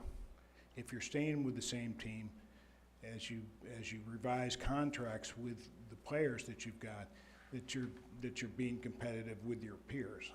And it's not unusual that you'll have a financial advisor and a bond counsel with a long-term relationship. The city's financial advisor has been in place probably since 2002. I gave Efren a contract that they're now operating under, which dates back to 2002. But So if you have a team that worked before, you want to keep them on the team when you do it again. Well, to some extent, but it is always good to go out and get bids I and talk to understand, people and all but that. that's, Yes. that's the best recommendation you can get is what happened last time for all these positions. I mean, I'm curious, I look at all these positions and I wonder if there's any money left after we pay them off. But I'm just kidding, I'm kidding. But it seems that when I first got on this commission, it was just, we kept patting ourselves on the back for what a great job Efren and Bunch did. And they did a great job. And I feel confident that they know what they're doing. That the survivor, Efren, knows what happened then and is in good hands.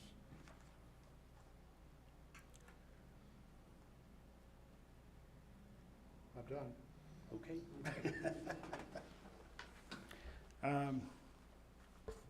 On slide 18, the underwriter selection criteria, we went through a process of selecting underwriters. We had 4 firms come in, Wells Fargo Securities, Raymond James, Bank of America, and Hilltop Securities. Hilltop Securities did a good job on the 2020 bonds, and they were the sole underwriter on that. Actually, when we went through an RFP process and selecting them in 2020, we thought we were going to be doing a bond issue for $25 million, and then Joe wanted to increase it to $65 million just to get a lot of the modernization stuff done that needed to be done. And again, asset management, just catching up. And so in that instance, we probably should have gotten more than one underwriter like we have here with Bank of America and Hilltop, and probably had 2 rather than just 1 back in 2020. I know the cost of all of these roles is roughly, for this bond, going to be about 800, 850. How much is the underwriter selection? How much do those guys get of the How much is the, 800,000? Yeah. how much? So look at Is this a slide pretty 20. large piece? Look at slide 22, jumping ahead a little bit. Underwriter, Yeah. I look at page That's this. 22, yeah, I got it. So you see the underwriter on this is right around $350,000, and the majority of that underwriting spread goes to the salesman for selling the bonds. There are very few expenses that the underwriter keeps in his pocket, so to speak. I mean they're minimal. Probably some travel, and they don't get a management fee anymore. Again, this is very competitive in today's market. But what you do want to do is make sure you're compensating the salesman competitively with other issues, so your bonds are going to get sold. And so you need to make sure that you're pricing that compensation section of the underwriter's compensation fairly to get your bonds sold. And you can see the other players there and the fees involved. And while we're on this page, so if you, let's say you did a bank loan or a bridge financing, you'd have bond counsel and financial advisor, and that's it. as well as bank counsel fees, which are maybe $10,000 or $15,000. But all these others aren't necessary in a bank loan or bridge financing. And the reason for that, again, is that it's not a public offering. It doesn't go out to the mom and pops to buy the bonds. And once you do a public offering, you got the SEC right on top of you saying, you've got to have these other opinions from lawyers and so forth, and you got to put together that Bible I passed around. Whereas with a bank financing, you don't give them anything. They can look at your website and they make their own credit decisions, and so you don't disclose anything to them. So that's where you save a lot of money in terms of costs. But again, on a bank loan, you can't go out 30 years, and so it just doesn't make sense for your capital improvements. But if you're going to do an interim financing, bridge financing, then yes, you can go to a bank for a line of credit and end up with a lot less charges in terms of costs. Does that help, Jeff, in terms of your question on Yeah, that? thanks, that's exactly the Okay. question I had. Going back,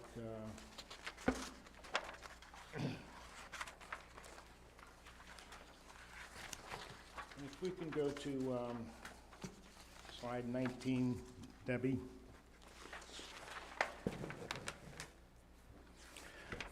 So this slide shows two different things, and it's a question that Rick had asked back in December, maybe earlier than that, is we ended up with a really high coupon on the 2020 bonds, and we had this bond premium too. And I said, we can put whatever coupon you want on the bonds, and then I explained to him how that works. It's really not the interest rate. If you see the book in front of you, whoever has that, I don't know if it got down deeper. Yeah. So, Lillian, if you go to that first inside cover. Maturities, amounts, interest rates, yields, prices, and Q7. Right. So you see the interest rate, and most of those were, what, 4 and 5% or something? Yes. Yeah. And then the yield is really the price that you're looking at. And that's what the investor is buying, is the yield on those bonds.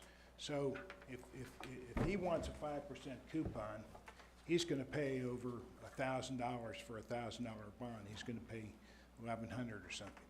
That's how we ended up with a $10 million premium on those 2020 bonds. That premium, the $10 million, went to lower the par amount of those bonds. So you didn't issue as many bonds, and you don't have as many to retire. So really, it all washes out to what your annual debt service number is against that. So on this page, we've looked at a par bond, which is really the yields, against what the current market is. And what you're interested in is trying to get the lowest all-in true interest cost possible in the marketplace. And if you look at this chart in today's market, you can see that the all-in true interest cost is a 452, 453 versus a 463 if we did just par bonds. So in today's market, it favors a higher coupon in terms of the actual yield that the investor's getting. So the higher coupon, in essence, results in the lower total debt service. That's right. And so you end up with a larger premium with a higher coupon that, again, buys down the size of the bond issue. Does that make sense? Yeah. We'll talk a little, just if you could, just explain a little on the debt service and that, just to the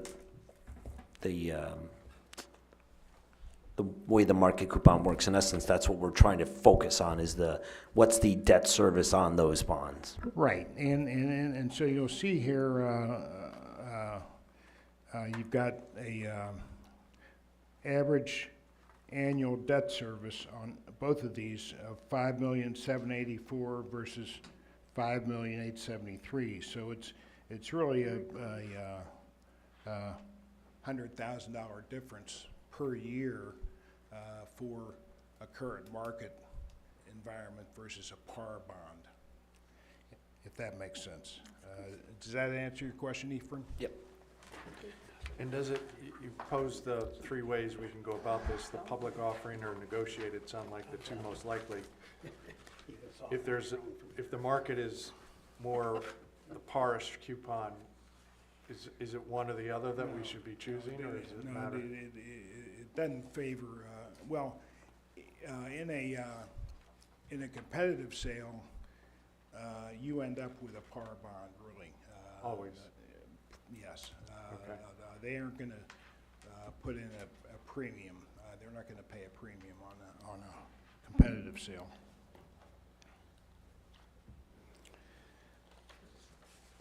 The next slide is something that Ephraim has asked the underwriters to do over a period of time, which is just to give him a weekly update of where the market is and how the interest rate has changed week in and week out. And this is just a picture of what he gets on a weekly basis, You understand? dating back to I understand, we can't tell. September. You can't tell.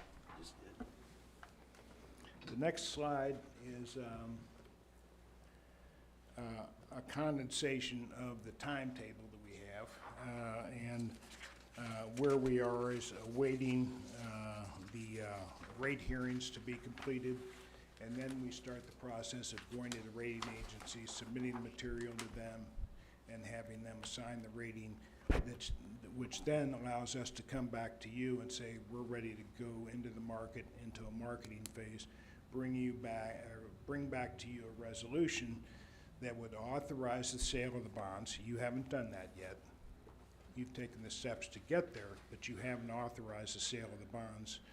And it also authorizes who they're being sold to, the underwriters, and within certain parameters in terms of an interest rate, redemption features, final maturity, and so forth. Those would all be set within that resolution, and then delegated powers would be given to probably the chairman, council, and Ephraim, and ourselves to negotiate the final terms with the underwriter, so that you don't have to have a meeting the day that they price those bonds and approve that. You'd have the parameters already set, and within those parameters, we could market the bonds. If we fell out of those parameters, then we'd come back to you. So it's going to really be up to you as to how tight you want to make those parameters in terms of giving delegated power to others, such as the chairman and staff.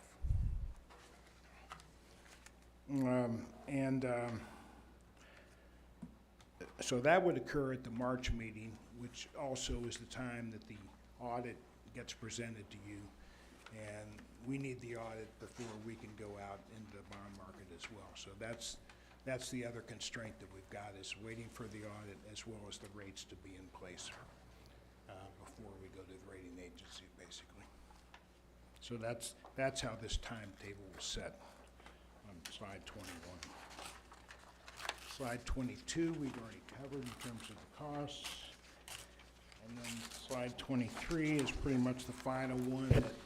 In the event that you don't want to go into the bond market right away, you can't go into the bond market, there's certain circumstances in the financial market that would preclude it, then you could go for a line of credit. And we're working with staff right now to develop an RFP, and we'd go to the market and come back to you probably in March or maybe April with a bid result from banks that would bid on it. Bank of America would be one, and others would want to bid on it too. And we'd come back to you with the best bid, and so we have that in place if we don't go into the bond market. That won't cost us anything to do that. we're making sure that no fees are going to get paid unless that gets closed. So that's a no-cost option to just go ahead and get a line of credit established. And if you decide in the future that you do want a line of credit for any reason, then you can employ that and close on that later on. It's great to have the Plan B. What are some of the events that would trigger a Plan B? Are these like global black swan events or Well, something more I'll tell internal? you what caused it in 2020 was the pandemic. Black swan. We had gone to the rating agencies the first week in March while we were flying back from New York. That's when the pandemic broke loose. And Joe Bunch says, well, when can we get in the bond market? I said, well, probably when a vaccine gets approved, Joe. And fortunately, we were able to get in June. The market settled down very quickly, and rates dropped considerably. A lot of money came into the bond market at that time. So the I'd More say global events, not internal events. I'd say a geopolitical event Yeah. would be our biggest hurdle. Or you're just going to have some market disruption, but market disruption usually goes away in a week or two, unless it's a big geopolitical event and war breaks out. And frankly, if that happens, rates are going to drop, and it's going to be a good time to go into the market. I hate to speculate on something like that, but Thank you. so the last page is really that appendix, which is the history book of the 2020 bonds. And I require all underwriters to put this together. I'm one of the few guys that does that. And really, it just gives you a roadmap to look back on as to what happened in 2020. The comparable sales that went on when your bonds were being marketed, so that you just have a sense of comfort that everything was done right.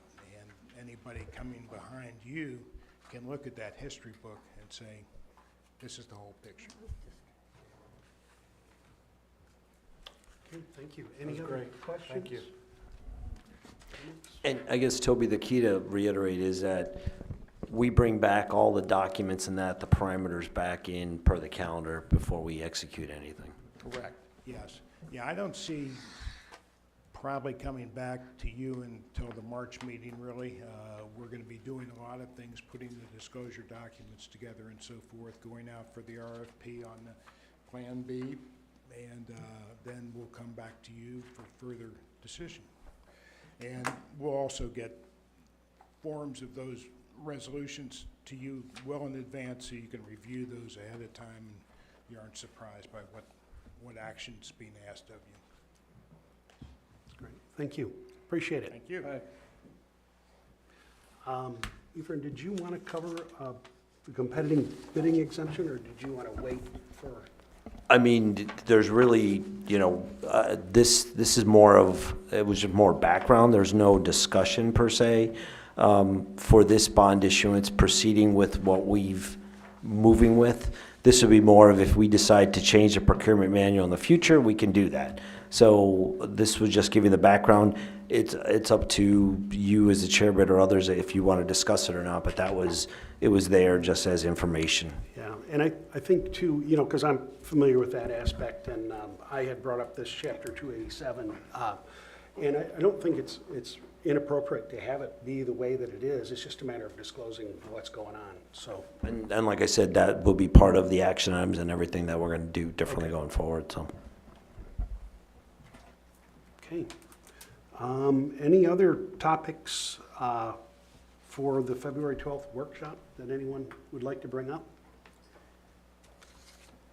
Just a question, maybe Debbie can answer this one, this would be a good one. Is the time that we have our meetings, is that set by our charter? No. So if we wanted to change the time we met, would that be a problem? Well, you approve it once a year for routinely You know, we give a Right. calendar out to the I've public. got my copy, yeah. And they're notified through that. But I mean, if we have to change a date and time, we do it in a public meeting, and we state it, and then. Okay, it's not a move, problem if we want to do. As long as it's voted. What were you thinking? I'm thinking about my tea times. No, I'm just kidding.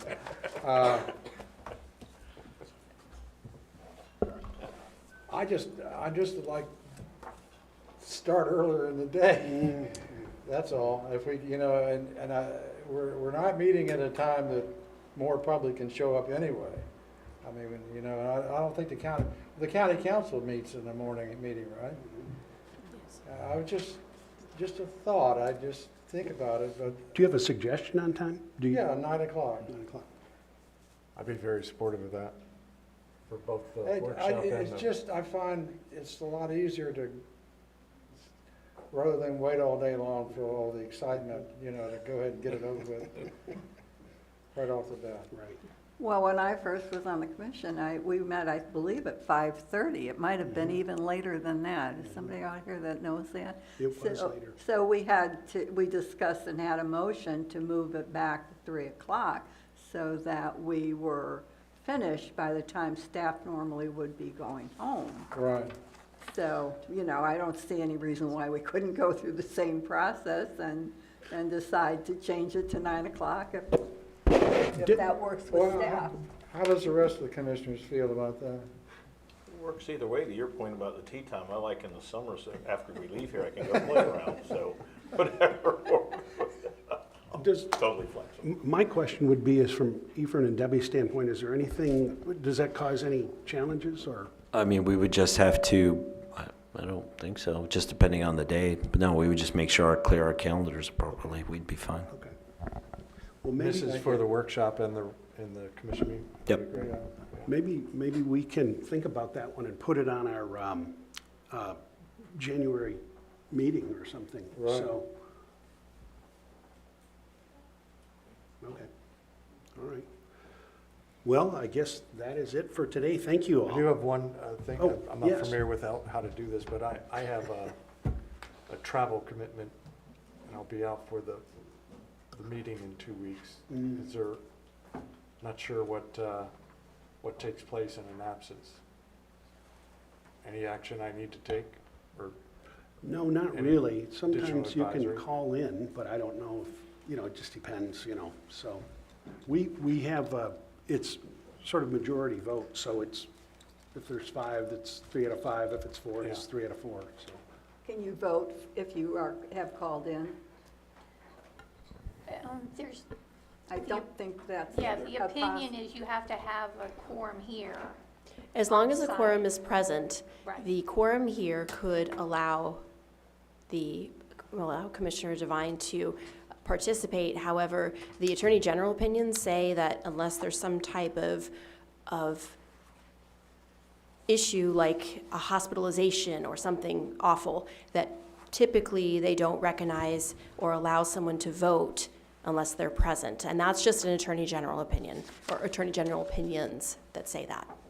So, but there's nothing that would stop you from calling in and providing your input on whatever that is on the agenda at that point if you'd like.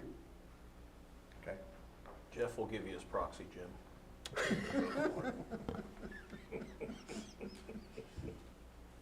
Since we don't see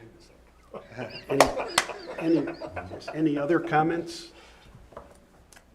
Okay, well, thank you very much. Appreciate you attending. You just have to pay the other commissioners.